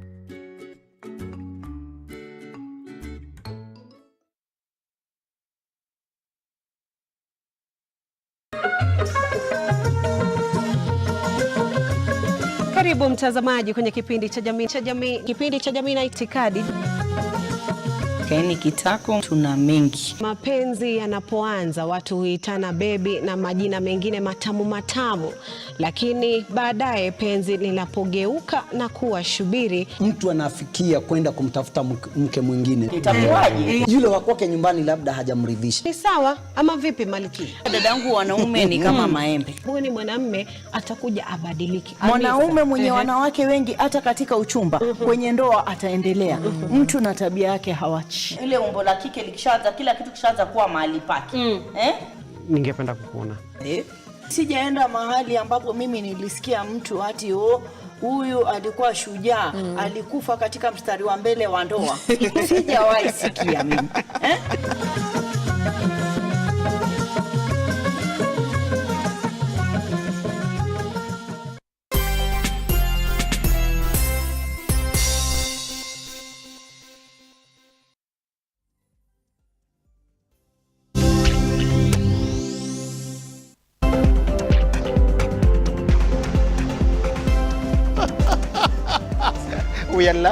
He's coming back. We are laughing because they did. Yeah? Because anyway, welcome back to the Morning Drift. My name is Simba Kiage. So finally, we do have Ben with us this morning. So Ben, just to bring you up to speed on where we are, I want you to respond to these particular questions on exactly what was wrong with the first round of negotiations and why the government has their issues this time around, and if you did read a conflict already between the Azimio coalition and the Kenya Kwanza side. I think I'll start from a very different footing altogether. Yes. And I would start by saying, if there's a Kenyan out there who thinks that the Kenya Kwanza administration uses the constitution, then they are lost. The Kenya Kwanza administration suspended the constitution a long time ago. What they are doing is they are using some notes that are written by Moses Kuria at night. You know, he loves taking milk. So when he takes milk and there's lactose disturbance at night, he writes some notes. Those are the notes that Kenya Kwanza administration is using to run this country. And then those notes are not complete. It's a conveyor belt. They are given to one Kemani Ishungwa, who has a very acerbic mind, and his work is to make them as acidic and as nationally divisive as possible. So he has to take the notes from Moses Kuria that was written in the height of his happiness at night and add nationally divisive words like we against them, invading this, and then he has to add Uhuru Muigai Kenyatta to those notes. And then once he's done doing that, yes, it goes to their chief government promulgator, a guy called Dede Nyoro, whose work is to shout everything. That guy doesn't understand the meaning of a microphone, so he goes and starts shouting on top of cars. He shouts very loudly even when microphones are working. And that's why we do not have an official government spokesperson in this country. Because the notes have to come from Moses Kuria, they have to be given to Kemani Ishungwa to make them very nationally divisive and to make them acerbic and unacceptable to Kenyans and very, very, very I don't know what goes on in his mind when he's doing that. And then now Dende Nyoro, because he's the one who's got the loudest mouth, is given to go on top of a Land Cruiser and shout on top of the Land Cruiser in as much as microphones are working. That is how the Kenya Kwanza administration is operating. They are not using this constitution. It is you who is imagining that there is a constitution that is being followed. They started by suspending chapter 6 of the constitution. Anything from article 93, 97 is not in use, because the people who are in Kenya Kwanza administration to start with are people who had very many cases in court. And the first thing that happened, we know there is up, but there is no bottom. All the cases of the people who are up there were suspended. There was a nolle prosequi. It became that their cases are no longer cases. And then the cases of those who are at the bottom, we never heard of a chicken seller or somebody who is a kinyozi whose case was dismissed from the courts. It's only the cases of those who are rich and powerful and mighty and cabinet secretaries.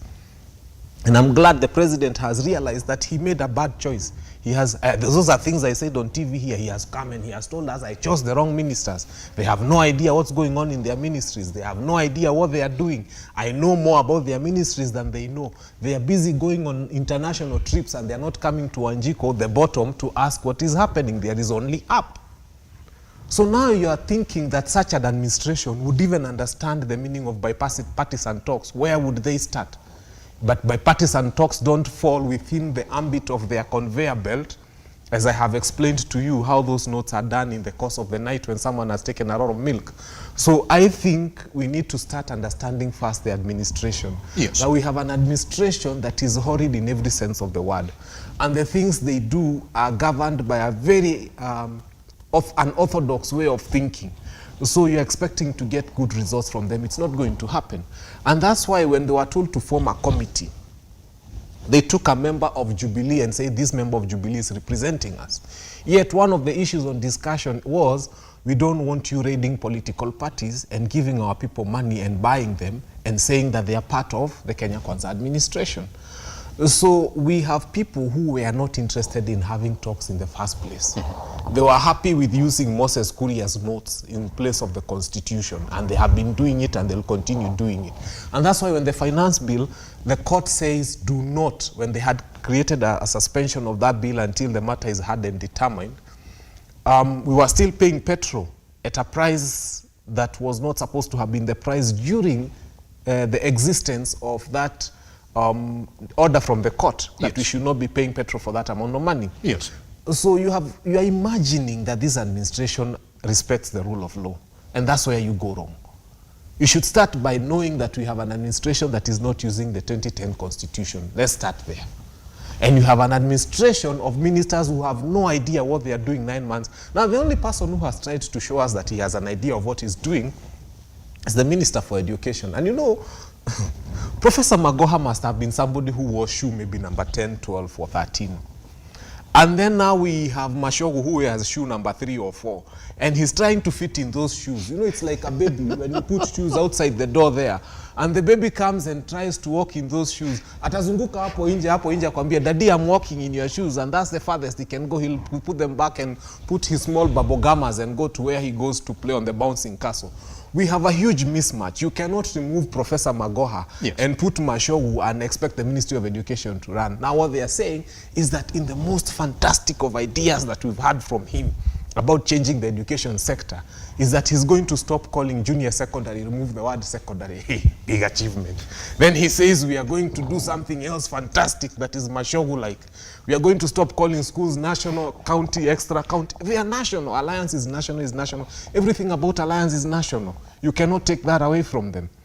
They represent the face of this country. They are not like Nakimincha Secondary School, which only take the people from that locality. It is a national school, whether you like it or not. So now you've taken the Mashogus of this world to represent and replace the Professor Magohas of this world. May he rest in peace. And you are wondering why government is not moving and why things are not working. Until this president decides to wake up and realize the animals, leave human beings, animals, will never let the most foolish animal lead them. The bell on the bull of the Maasai is put on the most intelligent bull.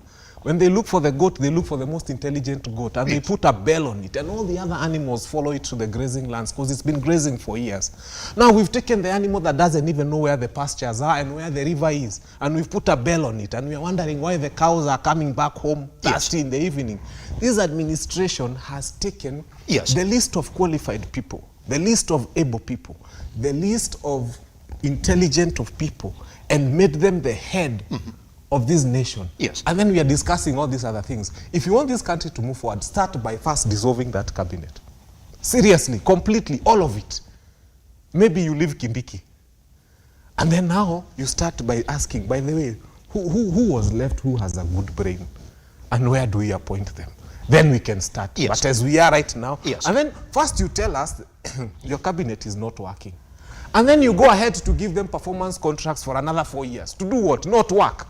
On the basis of this conflict that we're talking about here this morning, which is essentially the Kenya Kwanza side representing their grievances and the Azimio side also representing their grievances, why is the government essentially coming up with issues that they want the opposition to talk about, Kennedy? You know, this government came and told us that Uhuru Muigai Kenyatta is funding demonstrations. They came and told us very many interesting things, and we are asking them, you are the custodian of guns. Yes. All the bombs are with you.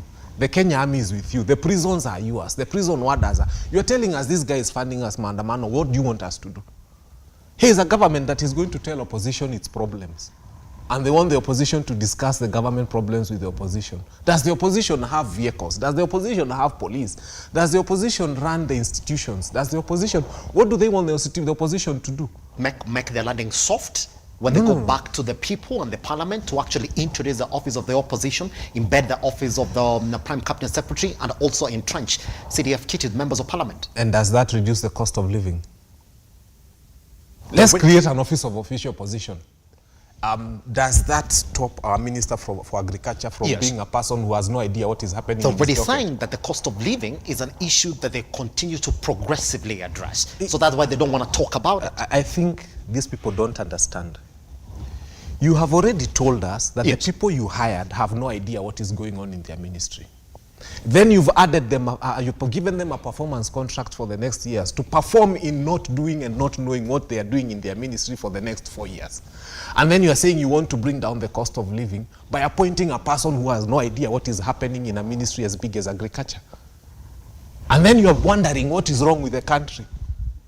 It tells us that the appointing authority is the problem. Because, as I told you here before, 3 months into office, Mishuki had changed matatus. We were seeing seat belts, we were seeing yellow lines, we were seeing a huge difference. 3 months into office, we were seeing school buses under this wonderful minister, Madam Matiang'i. Yes. School buses had turned yellow. Yes. There was CBC, there was something that was happening, not renaming secondary schools. So what I'm trying to say is we keep going into a very intelligent conversation about this nation with the wrong people. Kimani Ichung'wa, I've already told you, has a very acerbic tongue. Everything he says is nationally divisive. Everything he says has the capacity to burn this nation. You're taking a guy, giving him a matchbox, and he's always carrying petrol with him. And then you're telling him, when you feel it's exciting, you can light the matchbox. He'll burn himself and burn all of us. Those conversations should not have the likes of Kimani Ichung'wa in them. In fact, we should have looked for a bishop who is composed like Anthony Moheria and put him there, because this is national dialogue. But if you are looking for a national discourse or a fight, then you put the deputy president, you put Kimani Ichung'wa, you put Dede Nyoro, and then you ban the nation. But what you're technically doing is taking a person, giving him petrol. No, he always carries petrol. Now you're giving him a lighter and asking him, at your pleasure, light this nation. We need to rethink that committee. The people Kenya Kwanza is giving us to start with are very acerbic. They are people who are nationally divisive. Every conversation they have given on national TV has had the effect of people saying, "Would you say that? Would you say that though? I'm looking at the names this morning. It's a good thing that we're going back, but we'll be coming back to you. All right, let's burn this time. I'm told you have 2 minutes. Okay. So I've got Kimani Ichung'wa, I've got Aaron Cheriot, I've got Hassan Omar, I've got Catherine Wambilianga, and Cecily Mbarire. Would you say that these guys do not meet the meat when it comes to going into a negotiation representing the government? Hassan Omar was rejected by the people of Mombasa because they felt he was not good enough to be a leader. And some of those other names you are giving us there have made statements that have made them unacceptable in very many other places. Kenya would have done better. And I'm telling you, the reason Kenya is where it is today is because when we have an opportunity to choose the best people to lead us into a safe place, we have a way of preferring the wrong ones. I am telling you, even if you go to the churches and present these names, the churches will tell you. You remember there was a time like when we had this ambassador, what was his good name? Someone who has a stature that causes the nation to feel that we are together, and if this person is speaking on behalf of the nation, then it's a good thing. Bethuel Kiplagat. He created an embodiment of a person who is a diplomat or of a person who can speak well and speak well for this nation. But now when you take Bethuel Kiplagat and replace him with Wabilianga and Senator Cherargei and some of these other characters you're giving us here, what you're technically telling us is you've come from that level of the first talks that failed and created another one that is designed to fail. Pretty much. That's where it begins then. Justina, you hear the issues that Ben is representing. Ben is saying, well, everything about this government is just wrong, to the point where he said that I don't understand why the president is talking about CSS, which he appointed, as not knowing exactly what they're supposed to do. Good, let's pick it from there. In respect to these negotiations, we have the names. It's only the issues that are essentially now becoming the bottom neck in this one. Do you feel that this time around we're going to have success in these negotiations? Simba, I want to encourage Ben and tell him that, Ben, we are the change this country. Fanya mambo. We are the mambo that this country requires us to fanya. Why am I saying that? I have always sat here and said the problem is the ruling class. When Ben comes here and describes about what Kenya Kwanza is doing, he's forgetting his boss, who was president of this country. There is a time when the Auditor General talked about the Eurobond, and the Auditor General said, I'm going to go to the Federal Reserve of USA. The president then said, how are you going to audit? And that was, we as Kenyans who are taxpayers, we wanted to know how is the money being spent. Eurobond is one of the issues we're having about debt. So what am I saying? We have to move away from issues of blame game. The ruling class, they have been there time in, time out. I encourage Fanyamambo to join me and reject this idea of having the old people 20th century politics and move towards progressive politics of 21st century, which is giving solutions. At this point, we have to agree that we have to wait for 5 years. There is nothing else we're going to do about it. Azimio had the machinery to win the election, they failed. They slept on the job, they said their votes were stolen, CG people gawanad money for agents. We know that the problem is not even the cost of living or these issues they're telling us. These are issues that would have been sorted out on Article 256 in Parliament or 257 on the referendum. So let us look at what they are not telling us. What they are not telling us is that we want a handshake. We want some money that the same money or more of what Uhuru gave us in 2018. So I encourage Fanya Mambo, kuja tufanye mambo differently. Let us change this conversation. Let us tell Kenyans that you already failed. Mulichoma bet. Kiliwaramba, because you decided the way you decided. And Uhuru, who was his boss then, accepted that the people chose. That is the tragedy of democracy. You end up messing up and then you say, hey, we messed. Now let us give this government 5 years to mess and make more messes, so that when the likes of Justina and Fanyamambo come with new ideas that is 21st century, this government Kenyans are going to be given a choice of preference. Do you want people who have failed? Do you want another ruling class that had failed in the handshake? Or you want new ideas that are progressive? Pretty much. Dr. Manja, I want you to take 2 minutes because I want to go back to Ben. You've got a couple of questions that are coming in. On the aspect of whether these talks are going to succeed or not, the Azimio coalition is saying we are not going to go to those talks if you do not accept our issues that we're telling you now. No different from when the first talks failed. It's not different. It was a conflict of issues and a conflict of representation. Do you feel that these talks are going to succeed? I think there is a chance that these talks could succeed. what is the chance? The first round, yes. The people who came from Kenya Kwanza, yeah. I think William Ruto was not interested in the talks. That's it. So he was buying time. So the people he fronted, they were not people who are really very close to him. Yes. What we have now, the people he has fronted are his buddies. The majority leader, Kimani Ichung'wah, the majority leader in the Senate, Aaron Cheruiyot. Yes. Those are people who are very close to him. Because for these talks to succeed, these talks are between Right Honorable Raila Odinga and the president. Those are the two bulls in the house. Now, given that they don't want to appear like they have let their side down, they need to front people.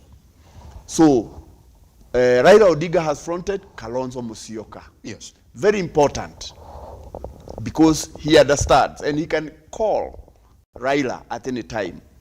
William Ruto has fronted Kimani Ichung'wah, Cheruiyot. They can call Ruto at any time.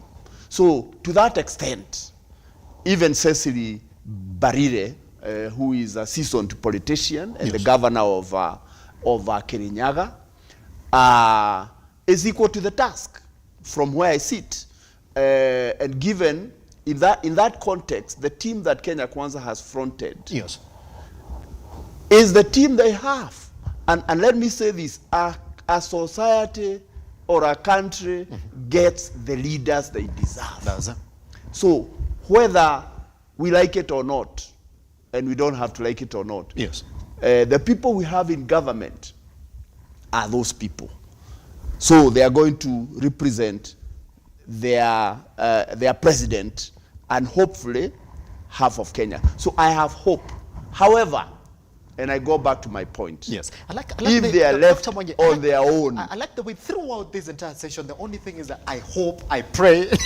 Yes, because I am not beholden by any of them. I am not beholden by Azimio. I'm talking as a Kenyan. Fine, Dr. Mwangi. And what we want. When you look at these particular issues, when the government is presenting their issues, is it not telling of exactly what they want or where they're pushing toward? Yes, of course. Talks are about interests.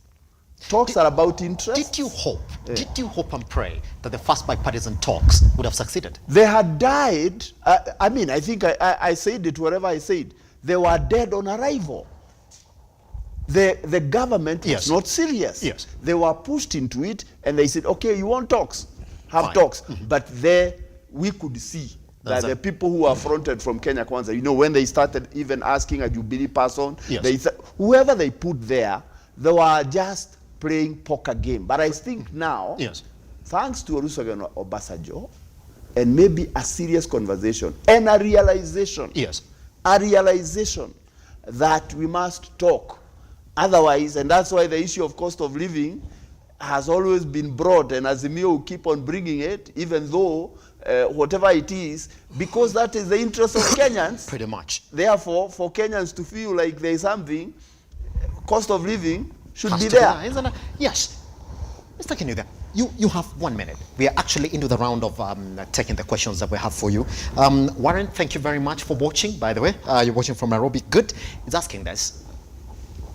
Inclusivity in government would essentially mean one thing, and I'm going to read this question. Could you ask Ben to tell you, is this Raila Amolo Odinga negotiating for his friends, Kalonzo Musyoka, Martha Karua, the likes of Jeremiah Kioni, and the rest of them to have a cake in this government?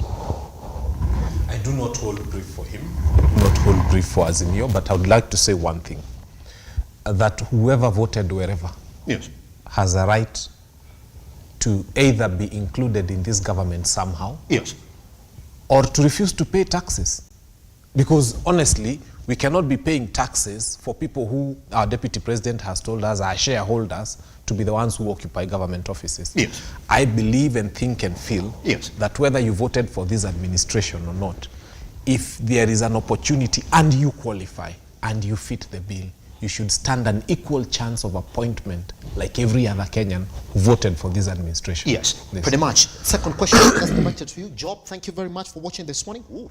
And Anne, thank you as well. I'm just going to put these questions together, asking on the panel of representation, do you feel that the strongest negotiator for the Azimio coalition would have been Martha Karua? And the second question is, number 2, when you look at the names that the Azimio coalition has represented, which name is heavily missing? Same question in a different way. Very simple. Azimio coalition was not looking for the strongest negotiators. They were looking for the most experienced. Yes. Kalonzo Musyoka has played a very big role in the Sudan peace talks. He understands what it means to put a nation together, yes, and he understands what it means to sometimes not be very, very difficult with your positions. Yes. Martha Karua is an excellent negotiator, but she's a hardliner. Yes. I think she's the kind that might walk out of a meeting. I'm not saying she would have done so, but I think for the sake of these negotiations, yes, when they saw that Martha Karua is not on the panel, they should have withdrawn Kimani Ichung'wah, because I think they are cut from the same cloth. Pretty much. Justina, we only have 45 seconds. I'm going to ask you this question. Respond to it and you give me your closing remarks for this conversation. Dorothy is asking, could you ask Justina where she stands in this conflict between the Azimio coalition and Kenya Kwanza? She goes ahead to say she can't be talking sense when in reality sense is not leading these negotiations. Where does she stand? Let her declare. Dorothy, thank you so much for that question. And I hope you'll be one of my voters in 2027, because that is the sense we need in this country. Let me tell Kenyans this. Let me conclude by saying that I support the creation of Office of Leader of Opposition, because we want to have a vibrant opposition that is structured in law. But the problem in this country is the ruling class, as Dorothy has said. They lack sense. So why should we be babysitted? Why are we talking? And the Constitution is very clear. So what I'm trying to say is that Kenyans need to decide, do you want to change this country by voting in people who make who positively influence policy of education, of health, of food and food security and all that? Because you have no reason to be calling your MP to come for a fundraiser for a bursary and you're paying taxes. Think about leaders who have positive energy towards the education policy and life policy. We cannot add anything. Ben, thank you very much for coming by. Hopefully we tried to cut in on that time. Next time we'll make sure that you're here way earlier. Dr. Mwangi and Justina, always a pleasure to have you around. Thank you very much. Guess what? It's all eyes on that particular committee. But then again, we'll be reading for you the statements as they come. As it is right now, yes, it's a 10-member committee that has been formed, fully functional. But wait along, they are not going to go in until they agree on those negotiations. Which way is it gonna go? It's just for us to stick around. www.lookuptv.co.ke. These particular stories have been covered heavily there. Take them back to the time that they joined us in the studio this morning at Lookuptv across all your social media platforms. We take a tiny breather. Once we come back, I'll be telling you the process that you need to stick to when you want to acquire land in this country. Once we come back.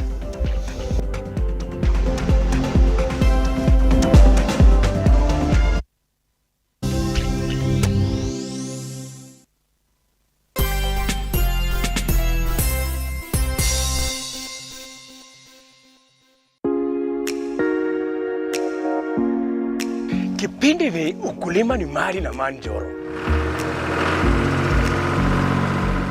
Every Sunday, saa 10.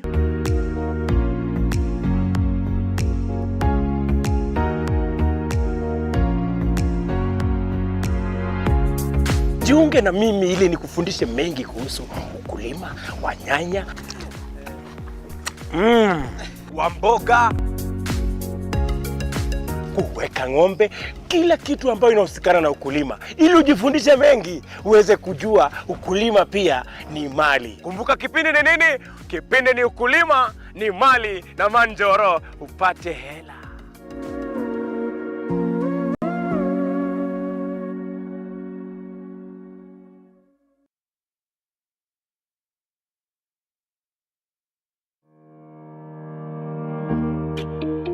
Hi, and welcome to Tujenge Home.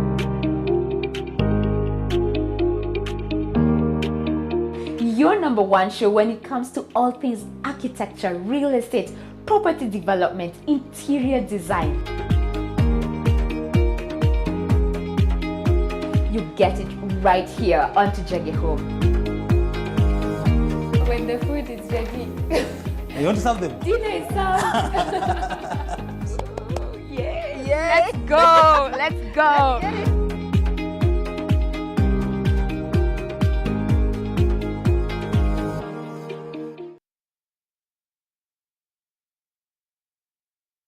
Maisha ni magumu, mara hutoki, mara kama wataka kutoka ambao mama shauri yako utashikwa, varudi ndani ya nyumba na wajukuu wako. Siku ya leo sasa hivi tuko katika kaunti ya Kwale. Sehemu hii inajulikana kama Simba.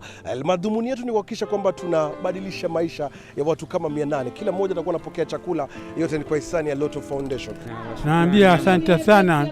Tunaomba tupate zaidi ya hivi. Nashukuru sana alhamdulillah kwa kupata chakula hiki. Kwa hivyo mimi nasema asante sana tena sana. RUTO Foundation nasema tunashukuru, tunawaomba muwe na wakati mwingine kututembelea. Kumbuka wakati ambapo unacheza loto, 25% inatumika kufanikisha shughuli hii. Sasa hivi tunavyozungumza takriban milioni 600 imetumika kubadilisha maisha ya watu kwa hisani ya RUTO Foundation. That is why tunasema kila wakati RUTO Foundation, changing lives.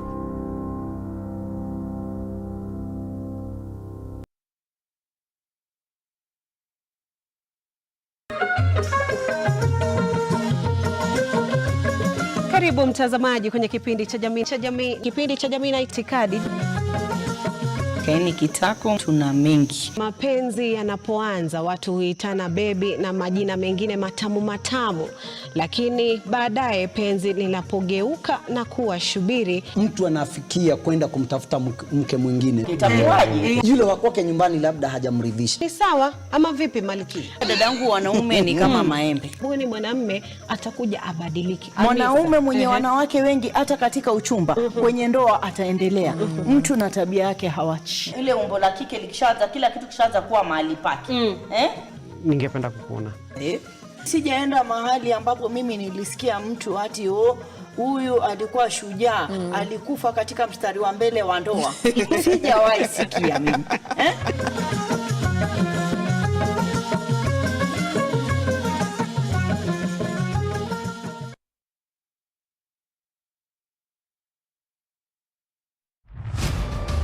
As the night falls, we come to life to bring you a comprehensive broadcast from the numerous events happening across our 47 counties. When it breaks, it matters, and each story is important. If it's Thursday, join me, Nancy Lima, and my able panelists as we break down the law jargons and analyze the Constitution in a way only you can understand. The news cycle never stops, neither does time. We cover each and every sector and present to you factual and accurate occurrences. This is where facts win the day. Join me, Nancy Lima, Ian Keitani, Tuesday, every Wednesday, Thursday, as from 9 p.m. on The Insight, only on Lookuptv.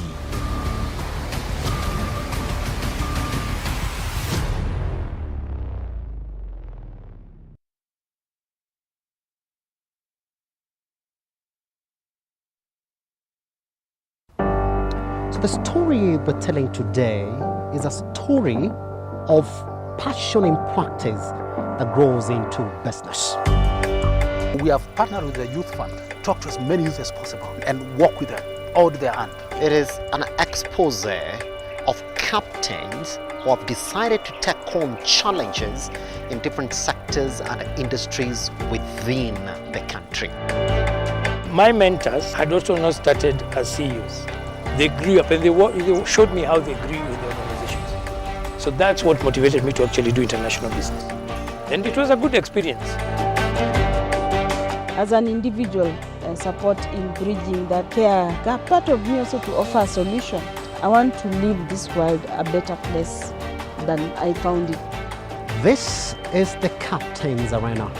My name is Simba Kiage.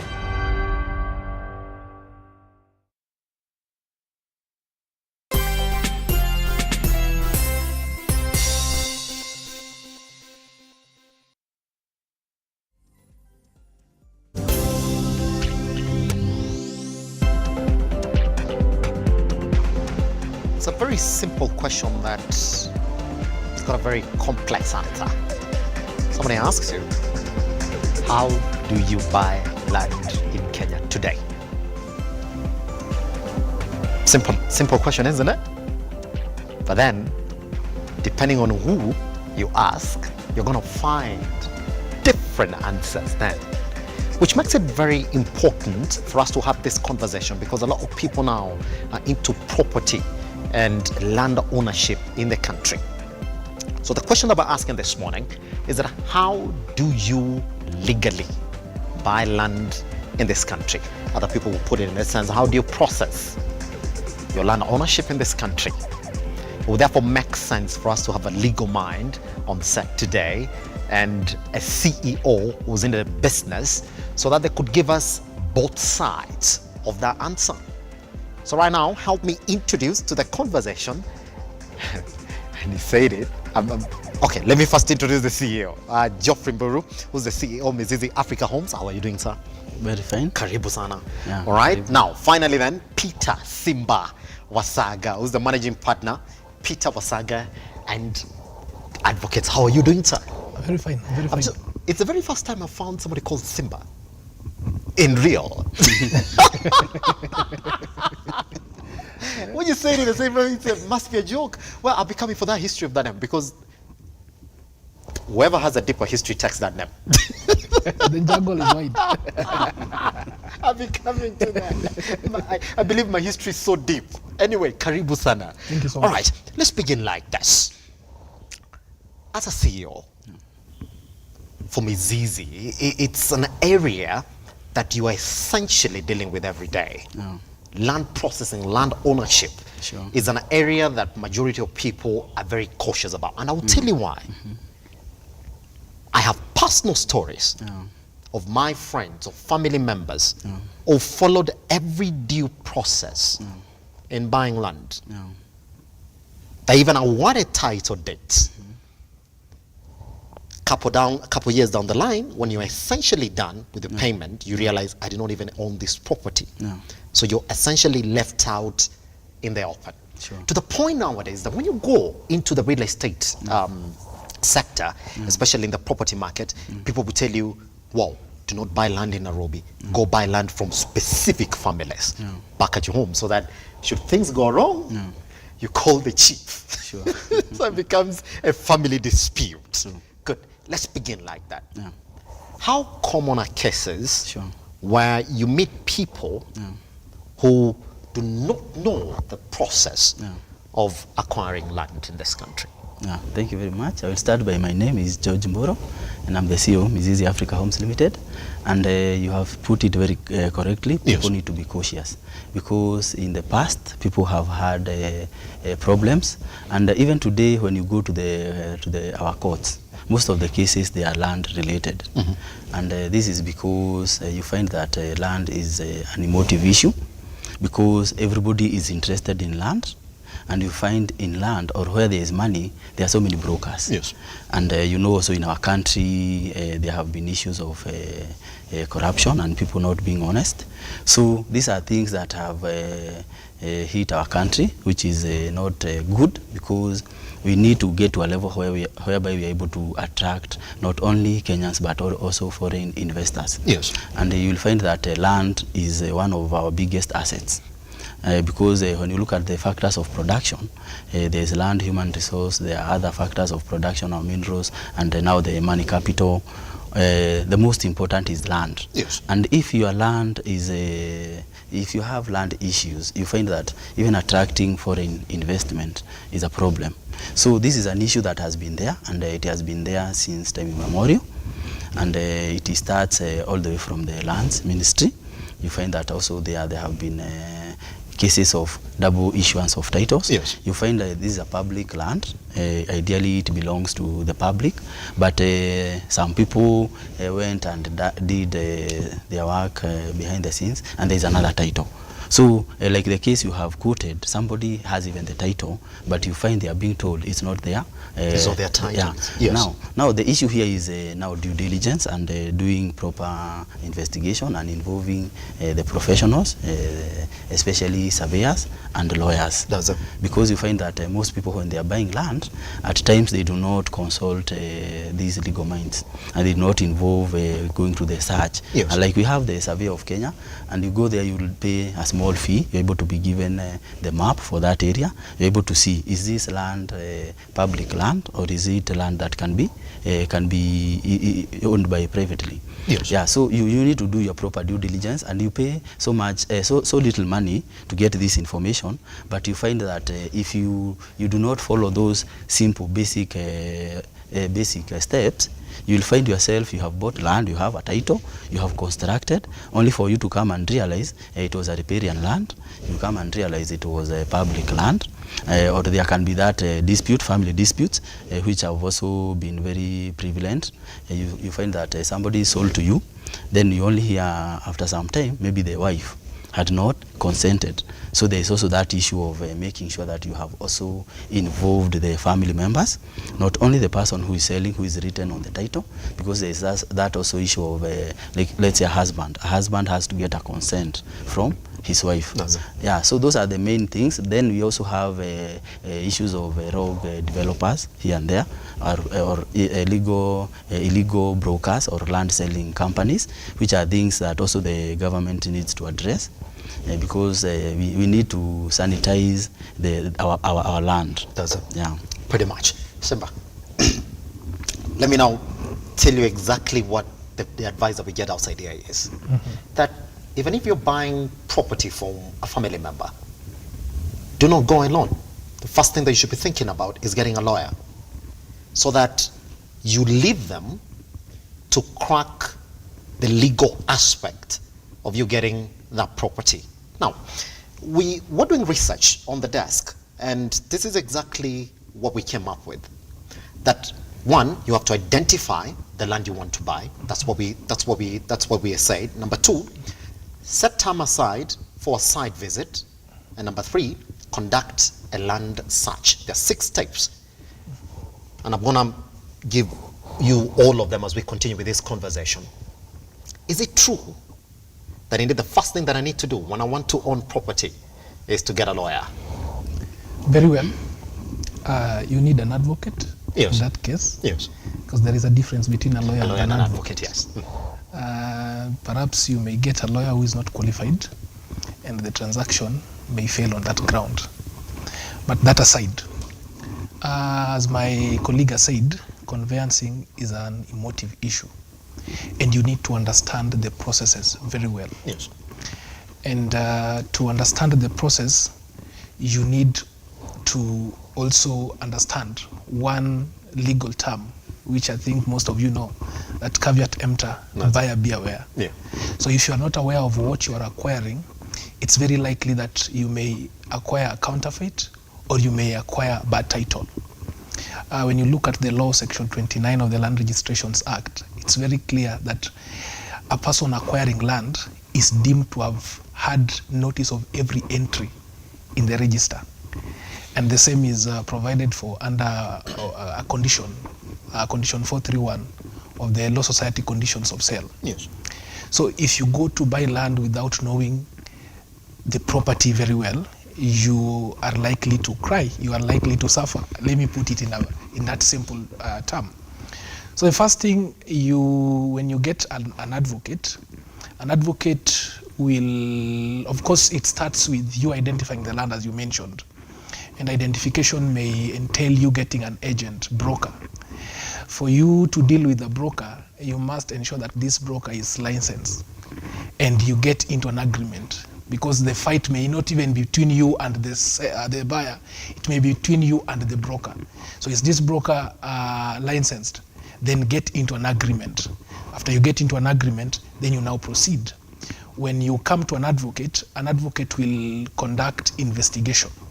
And the first step of doing that investigation, I will ask you if you have visited that property. Yes. Have you done your physical inspection? Because it is the physical inspection that will guide us going forward. You'll tell me whether this land is vacant. You'll tell me whether there are fixtures on this property. You'll tell me whether there is someone occupying this property. Yes. You'll tell me whether that property is accessible.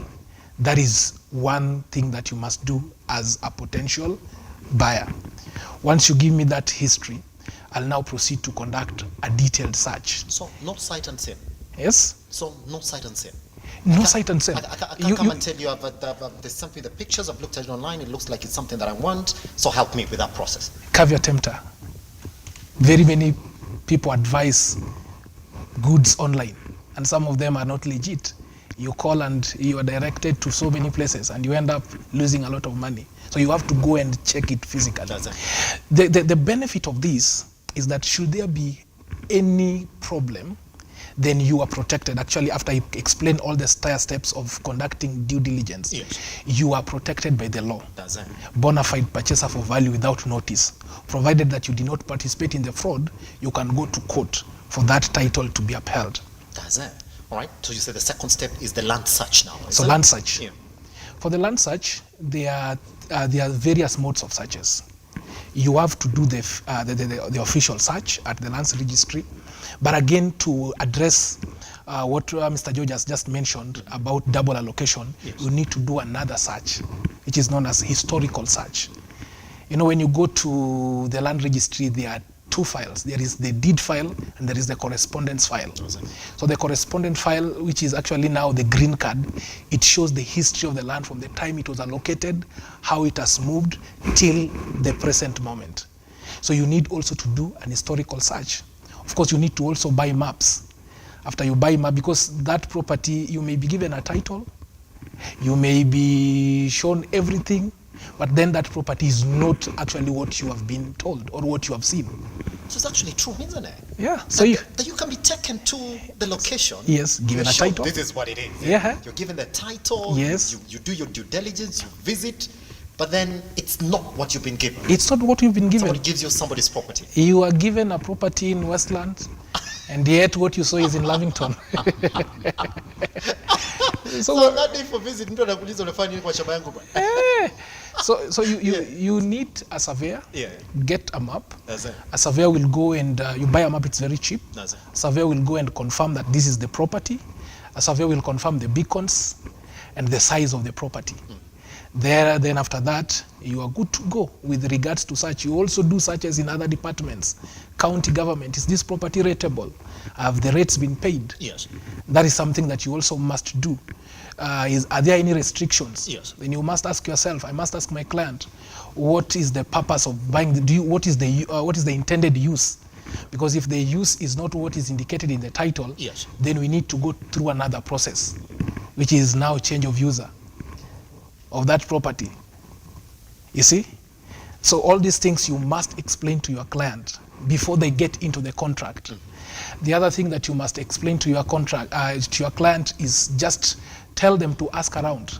You see, there are two defects in there is one defect that can easily be discoverable by ordinary vigilance. I just go conduct my search and I get the title, everything is okay. That is the ordinary vigilance. That is patent defect. Yeah. These are things that are visible. Yeah. But there are others which are hidden, and they are known as latent defects. So it's a requirement for the vendor to disclose these latent defects.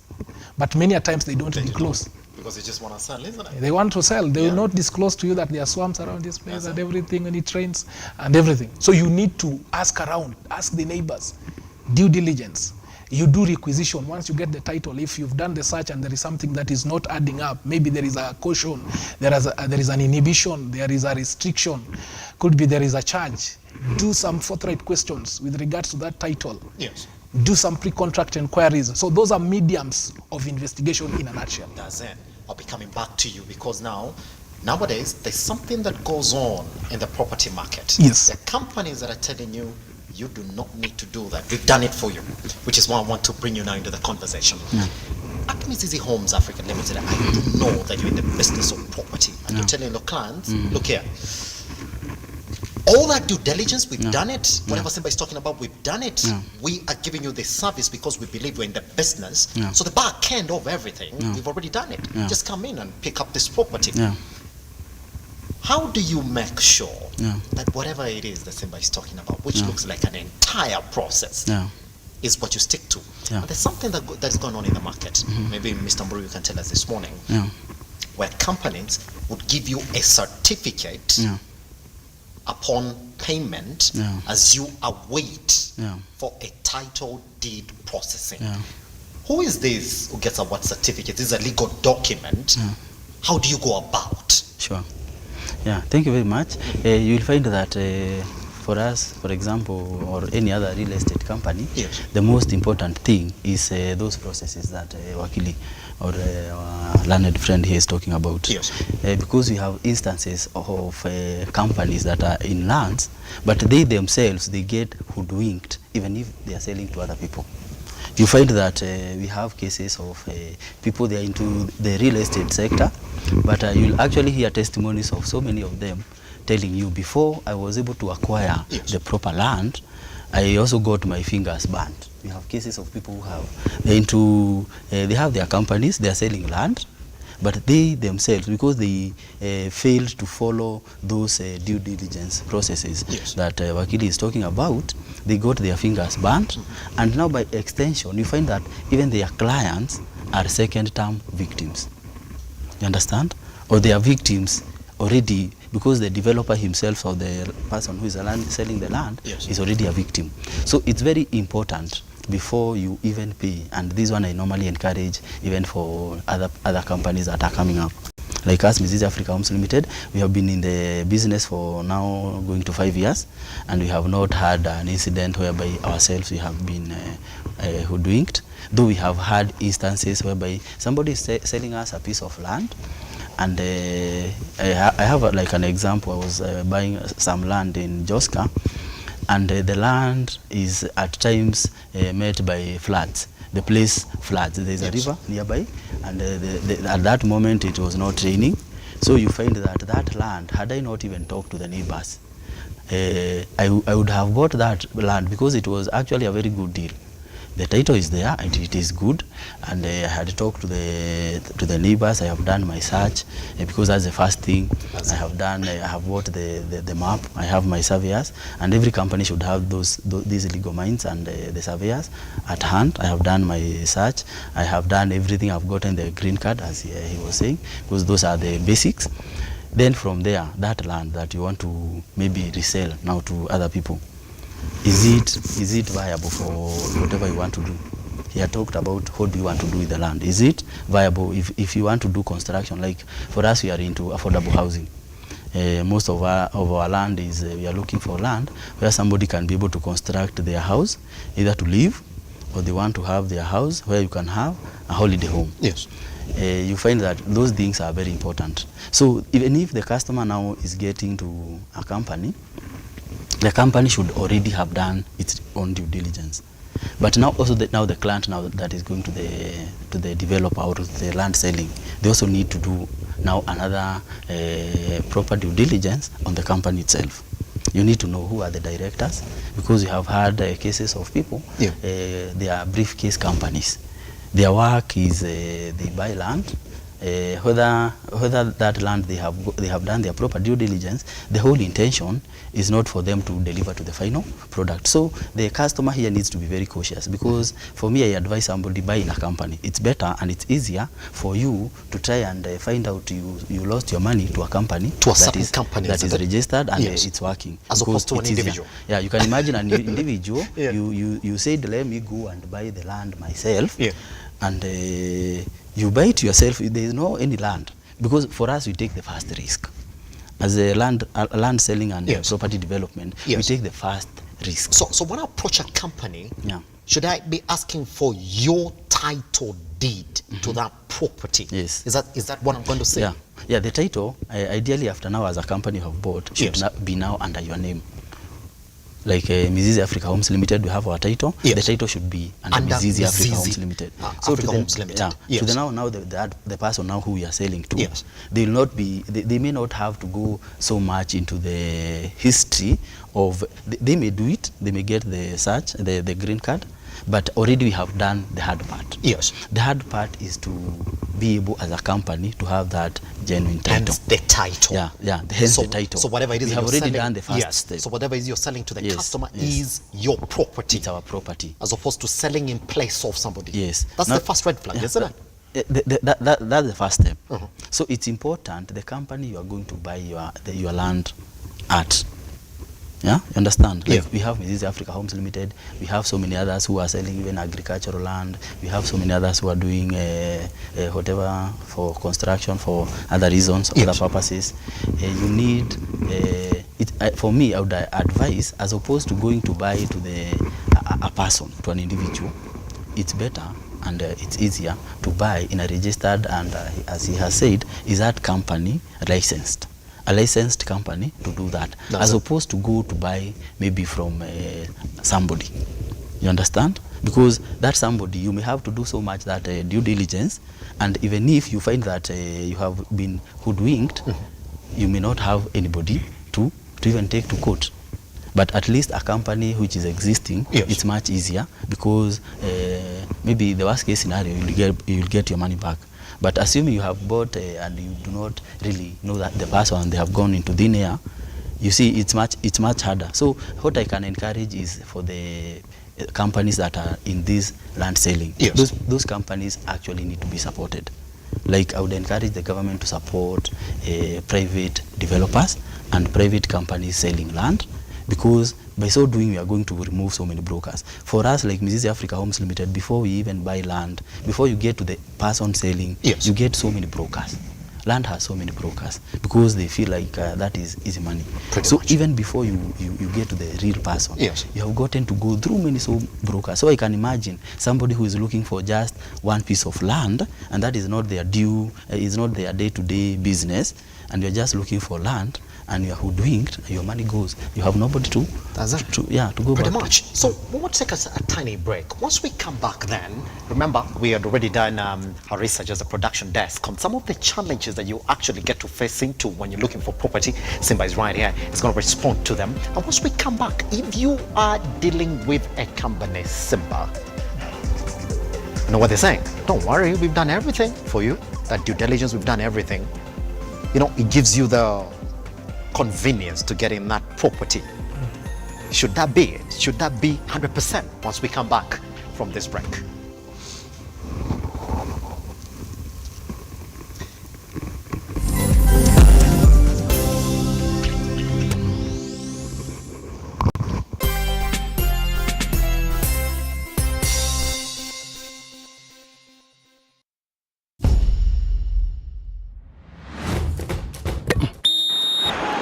Michezo na wachezaji, matukio na matokeo uwanjani. Tumejifunga kibwebwe kukuletea mbwembwe, si mazungumzo ya kusisimua. Ndiyo maana safu ya spoti ipo hapa kwa ajili yako. ZFC! Nami hapa nahodha Robert Chacha, sisuisui na kuandalia kipindi bomba cha safu ya spoti kila siku ya Jumamosi kuanzia saa 7:30 ndani ya runinga nambari 1 ya michezo Lookuptv.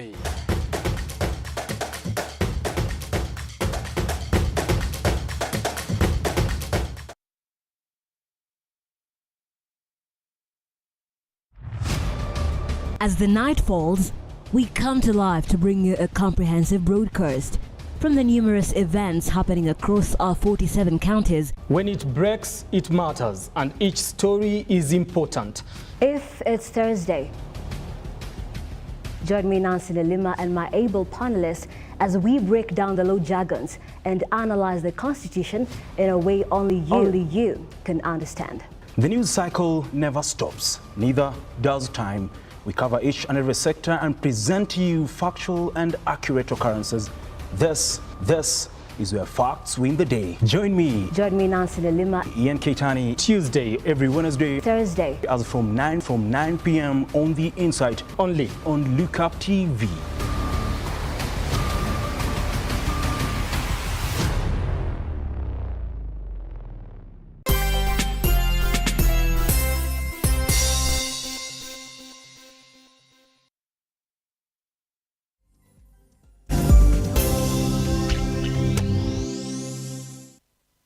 All right. Welcome back then. The process of getting land or property in this country.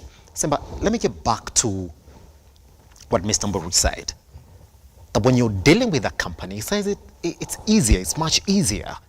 Because the company that is giving you this property has already done due diligence. They're already in it, they've been given the title deeds. So just essentially you to go in and start paying for this property.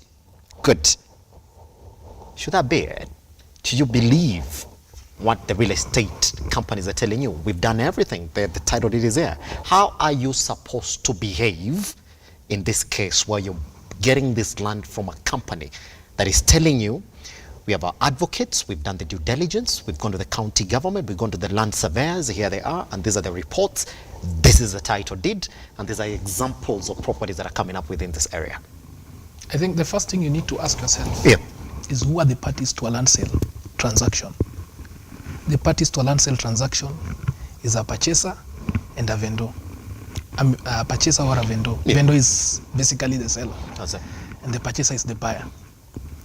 So when you're dealing with these two people, they must have their independent legal advisors because they have interest in this property. One is buying, one is selling. So when a company is selling, the company becomes the vendor. The good thing of getting an independent lawyer to help you navigate through, it's because an advocate takes personal responsibility, professional responsibility, so that should there be any defect on that title, then he takes personal responsibility. I want to explain. You see, when you, before even I explain further, there are two different persons. There is a legal person, there is a natural person. A natural person is like you and me. And then a legal person is a company, a society, or any other organization.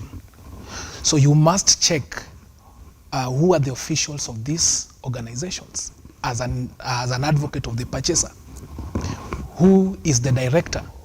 I go and conduct a search on the company, get to know who the directors are, get to know whether there is a debenture on this company, because some of these companies have got loans and have got encumbrances. You get to know who is authorized to do all these things. Then you now get to doing a due diligence. When you do your due diligence, you are now doing it as the purchaser. When they do it for you, it's like the vendor doing due diligence for you. I say that. You get it? I say that. Mm-hmm. So you must differentiate all these things. You must differentiate the parties in a land sale transaction. Yes. With that, everything goes on well. Number two, the other thing that I need also to explain with regards to maybe you purchasing a property that is riparian and everything. Normally what I do in my farm, I do a certificate of title. So that after conducting the due diligence, I would want the owner of the property to issue a certificate of title, explaining that this title is a genuine title, explaining the warranties in that affidavit. Yes. So that I am building my case. Should there be a fraudulent transaction in future detected, then I can go to court and say, yes, see, I did all the due diligence. Now, as the purchaser's advocate, and I come to this court with clean hands. I need the court to hold that I am a bona fide purchaser for value. But can you do that if the vendor did the search for you? You can't do that. So that's why it's important to get an advocate. As much as they have their advocates, which is very good, yes, you also need your independent advocate, yes, to do all those investigations. Pretty much. Yes. Even when you're dealing with a company that is telling you that is the process that you gotta follow. So In the event, yes. Now Simba, just before I come to Mr. Mburu, in the event that you've already started paying for this property, there is a certificate that normally issued with. It's a certificate to the title, all right? And this is the scenario that we have here. Nowadays, when you look at how majority of these companies approach you, they will tell you, we're gonna give you this property, and then after that, you're gonna start paying in installments. Good. What is missing, particularly in majority of these buyer contracts, is in the eventuality that you, as the buyer, maybe pays up to 40%, 25%, and you fail then to continue with the payments. There are companies that have been known to walk out of that deal, essentially leaving you completely with nothing.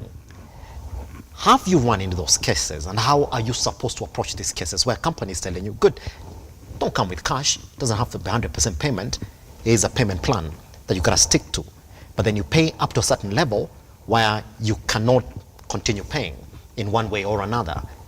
How are you supposed to react? And there's a company that's telling you that your payment is also helping the company acquire more properties that are supposed to support their business model. Now we get to the second stage of a land sale transaction. Yes. That is the contract stage. That's it. Now, in the contract stage, here is where now parties, they reduce their obligations and their agreement in writing. Remember, Section 3 of the Law of Contract Act, together with Section 38 of the Land Act, provides that any contract in disposition of land, 1, must be in writing. Number 2, must be attested. Attesting simply means witnessing, and the same again must be verified. So there have to be witnesses who must attest this agreement. So as an advocate, to answer your question, I would require, normally it's the vendor's advocate to prepare the agreement for sale.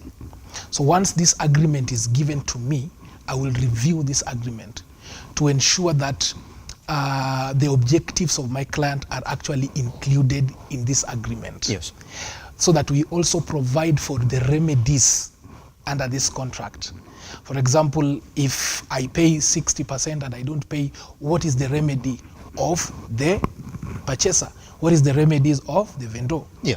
And should there be any dispute, where do we go to? You see, some of these companies or some of the vendors, since many purchasers, they love shortcuts, they will give them a very unconscionable contract. They sign without actually getting to understand what is contained in this contract. Yes. And you get surprised when they tell you this is the contract you signed. So that's why it's very important for you to have an advocate. For example, when I pay a deposit, what happens to this deposit in the event that I don't meet my obligation? Have they given you a completion notice? You get? And what is the completion period in this sale? Yes. So that those are things that must be well captured. Then the other thing, they must also tell you what are some of the documents you'll be required to avail or will be availed to you at the end of it all. Yes. So that contract stage is very much important. Yes. And here's a question. Mr. Mburu, I'm coming back to you on exactly how you deal with these cases at Mizizi Homes Africa. Here's one question that I got. Yes. And I got a great friend of mine who told me, well, I started paying for property, got to 85% payment, and there was a period, there was a 6-month period where something happened with the family. I couldn't continue without payment, and my property essentially was taken away from me. And I don't know, I might not put a finger on it. There is a law under asset financing or management that says that should a client maybe pay up to, I don't know whether it's 85 or 65%, then you only lose that property when you've gone to a court of law and explained as why you cannot continue paying for that. Is that law in existence? Up to what point can a company not take away my property before taking me to court? I think it's about 75%. 75%, isn't it? Yes, yeah, or thereof. Yes, a Sale of Goods Act. Yes. But let me go back to financing. Yeah. You know, that's another important aspect that must also be included in the agreement. How are you going to finance this purchase? Yeah. Are you going to use, are you going to finance it by way of loan, which is known as charging of that property? And when a property is charged, it means that it's the bank that will pay that money upon perfection of the security, so that the transfer and the charge are registered simultaneously. Once they are registered and the security is perfected, the bank will give you the money. The bank will pay the vendor the money. The vendor here is the seller. Then now you deal with the bank. You now pay the loan to the bank at an agreed interest. So that if you default, then you go back to the Land Act. There is a clear procedure of actually the remedies of a bank in case of default. One, they must give you a statutory notice of 90 days. After the statutory notice has expired, the bank has to give you another 40 days for notice of sale. Then if they are going to involve an auctioneer, another 45 days. But there is one very important thing that you must understand, that there is an equity of redemption. Provided that you are able to redeem yourself to the bank before they actualize the sale, then they give you back your property. So even if I had defaulted and they have gone through all these processes, the 90 days have elapsed, they have given me another 45 days, they have given me 45 days, and I get the money and I'm able to pay, then that is it. The other thing, you can also go to court and record a consent. If it's because they cannot recover that property, they cannot sell it without first going to court. So if you can go to court, if you cannot pay, you can also get into a consent, so that you sell that property at a very good price, the first sale value, so that they pay themselves and the rest of the money is returned to you. That's it. Yes. Pretty much. Final question that's around this area. Let me cross over to Mr. Muru. Mr. Muru, I do not know whether you've run into these cases as the CEO of Mizizi Homes Africa Limited, where your clients have already started paying for these properties that you essentially want to develop for them, and then in one way or another, client comes and tells you, I can't continue paying for this. What process do you as a company just follow to make sure that you're walking the journey with these clients? Because I like the message for your company. It's like, we got you. So with this particular move of people just wanting to own property and becoming property owners in this country, people will rush to you just by that message, right? But there's the promise and then there's the reality on the ground, just like Simba is saying. How do you walk the journey with these clients? Yeah, thank you very much. You'll appreciate the fact that land is very important. And the land is a big asset that our country has as a country, and even as the earth. Land is very important because even when you're talking of agriculture, we are farming in land. Now the question here that we are dealing with is now getting first that title. And you will appreciate the fact that that process of owning the title has been, we have had instances, so many instances. And I had said earlier, you will find that in courts, most people that are there is because of land-related issues. Now, we need to look at this issue seriously, and the first thing we need to do is to stop pointing fingers. Because you find that people who are into land, and actually even people who are into development, everybody is looking at them with a certain skepticism. You are already looked at as if you are already a criminal, even before you start anything. That's it. Which is something I find very weird, because if we were to close all the real estate companies, this company would be in worse mess. The people, the brokers that are just there trying to help people are so many. What we need to do is we need to make proper structures to have companies, real estate companies, firms that are into land selling, that are recognized, appreciated, because our work is actually very crucial. But you find that everybody, especially the lawyers, they are coming with a certain skepticism. And the problem here is that there is a need. And that is what we need to address. There is a need. People need homes. People need land where they can do their agriculture.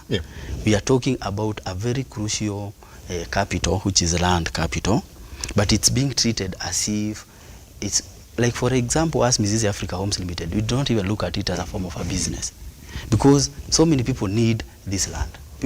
so many people need to have that asset. And for sure, we know for everybody, before you get to your retirement, before you actually exit to the other side of life, you need to have a property. Even we know that everybody is told a good parent is the one who leaves an inheritance for their children, isn't it? An inheritance mostly is that land. So if we start looking and pinpointing at the people who are doing that business as if already they have been condemned, that is where we are going wrong. We need to appreciate these people are starting by taking the risk. Because, for example, I, as Mrs. Africa Homes Limited, I want to meet a certain need of people who are in need of a house. The first thing I need to do is to get land, isn't it? So I'm first of all getting into that whole hullabaloo of land, and I know I can also be conned my hard-earned money before it even comes to my name. So I need to also protect myself. That's it. And now when I'm coming to the customer, I need to meet your need, because you have maybe, let's say, a need of a house. Yeah, you have the need of a house. And if you are to do it yourself, for example, you find that most of our customers, we have some that are working in the offices, government offices. We have our customers, others are in the diaspora. They may not have all that ample time to do the original, to get themselves together. Because you find that another good thing people need to, we need to have people working as a community, gated communities like we do in gated communities. So getting people to buy a chunk of land, they may be in chamas, and you find that you are in this professional, getting yourself organized to buy that land and do all those due diligences, it may not be that easy. So you need that company. So the first thing, let us appreciate the companies that are doing what they are doing without looking at them as if they are the enemy here. Yeah. They are part and parcel of the process. And my learned colleague had mentioned banks. Most people are losing their money because of defaulting loans, because it's not easy for you to have accumulate all that money and go and pay that chunk at once.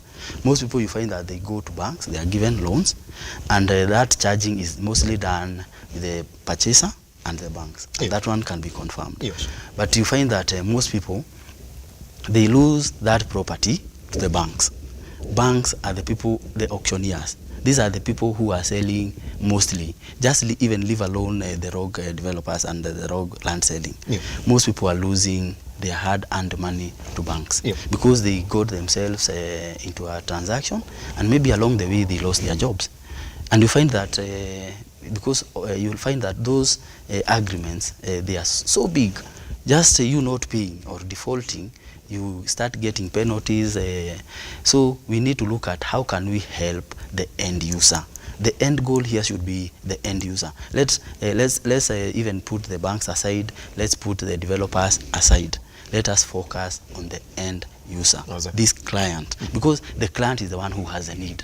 And the reason why they are losing money is because they do not have somebody who can hold their hands. Like us, Mrs. Africa Homes Limited, we believe in helping first-time homeowners, because first-time homeowners are the people who have the problems, or first-time land purchasers, land acquirers, because you find that is where there's a problem. And we, as Mrs. Africa Homes Limited, we have come up with a very good strategy.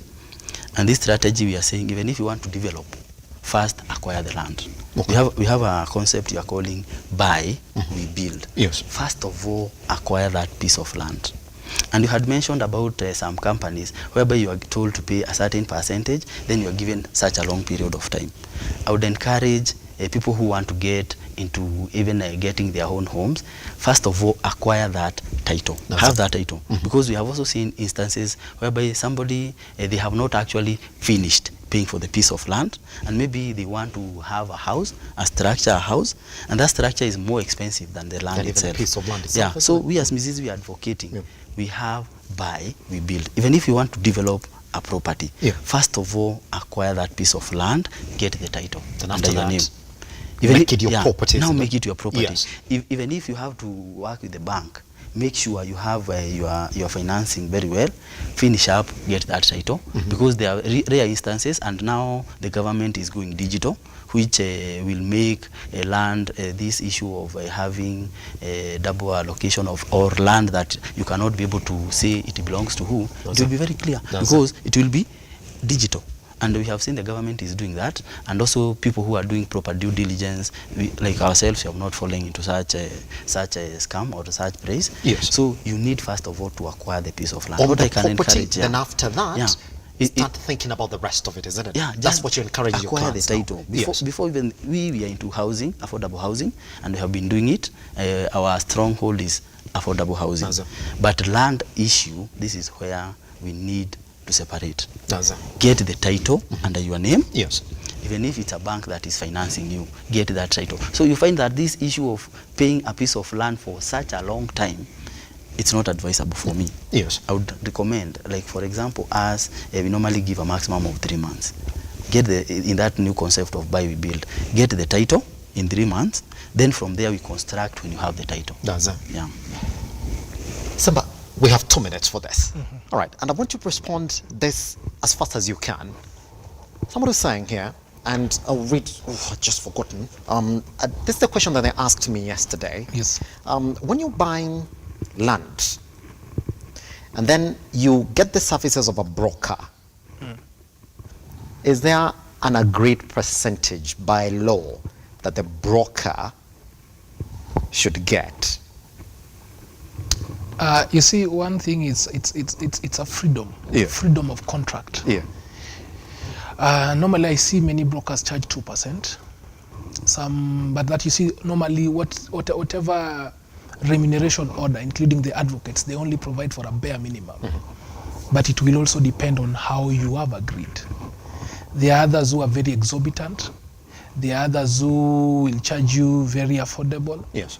But one thing that I would encourage is that before you get into such engagements, again, get an advocate to draft an agency agreement. That's it. An advocate will be able to advise you on the terms of this agreement, on, for example, if the the transaction does not go through because of the negligence of this broker. I'm saying the broker has referred to you someone who actually does not own the land, then what do you do? So all these things must be well stipulated in the agency agreement. I would advise that again and again. Before you engage anyone, get an agreement. And maybe there is something I also wanted to mention as I conclude. Land issue is very emotive. Yes. And being emotive, as my colleague has said, there are so many brokers. Before you settle and pay your money, ensure that you are informed. Ensure that you are aware of what you are getting yourself into. Ensure that you pay through a proper channel. Ensure that when you draft when an agreement is drafted, your interests are protected, including how to resolve any dispute that may arise. That will even solve the issue of maybe a company or a bank, or a vendor possessing your land after you've paid a given amount, because you may go through arbitration, and again that law will apply. So it's very important to be aware of the property, be aware of the party you are acquiring the land from, be aware of the terms of that agreement, and lastly, be aware of your financial obligations. Pretty much. Can't add anymore. Guess what? For those who are looking then for those homes through this process that Mr. Mburi is spoken about, just go online, by the way, the website, Mizizi Homes Africa Limited, they're there.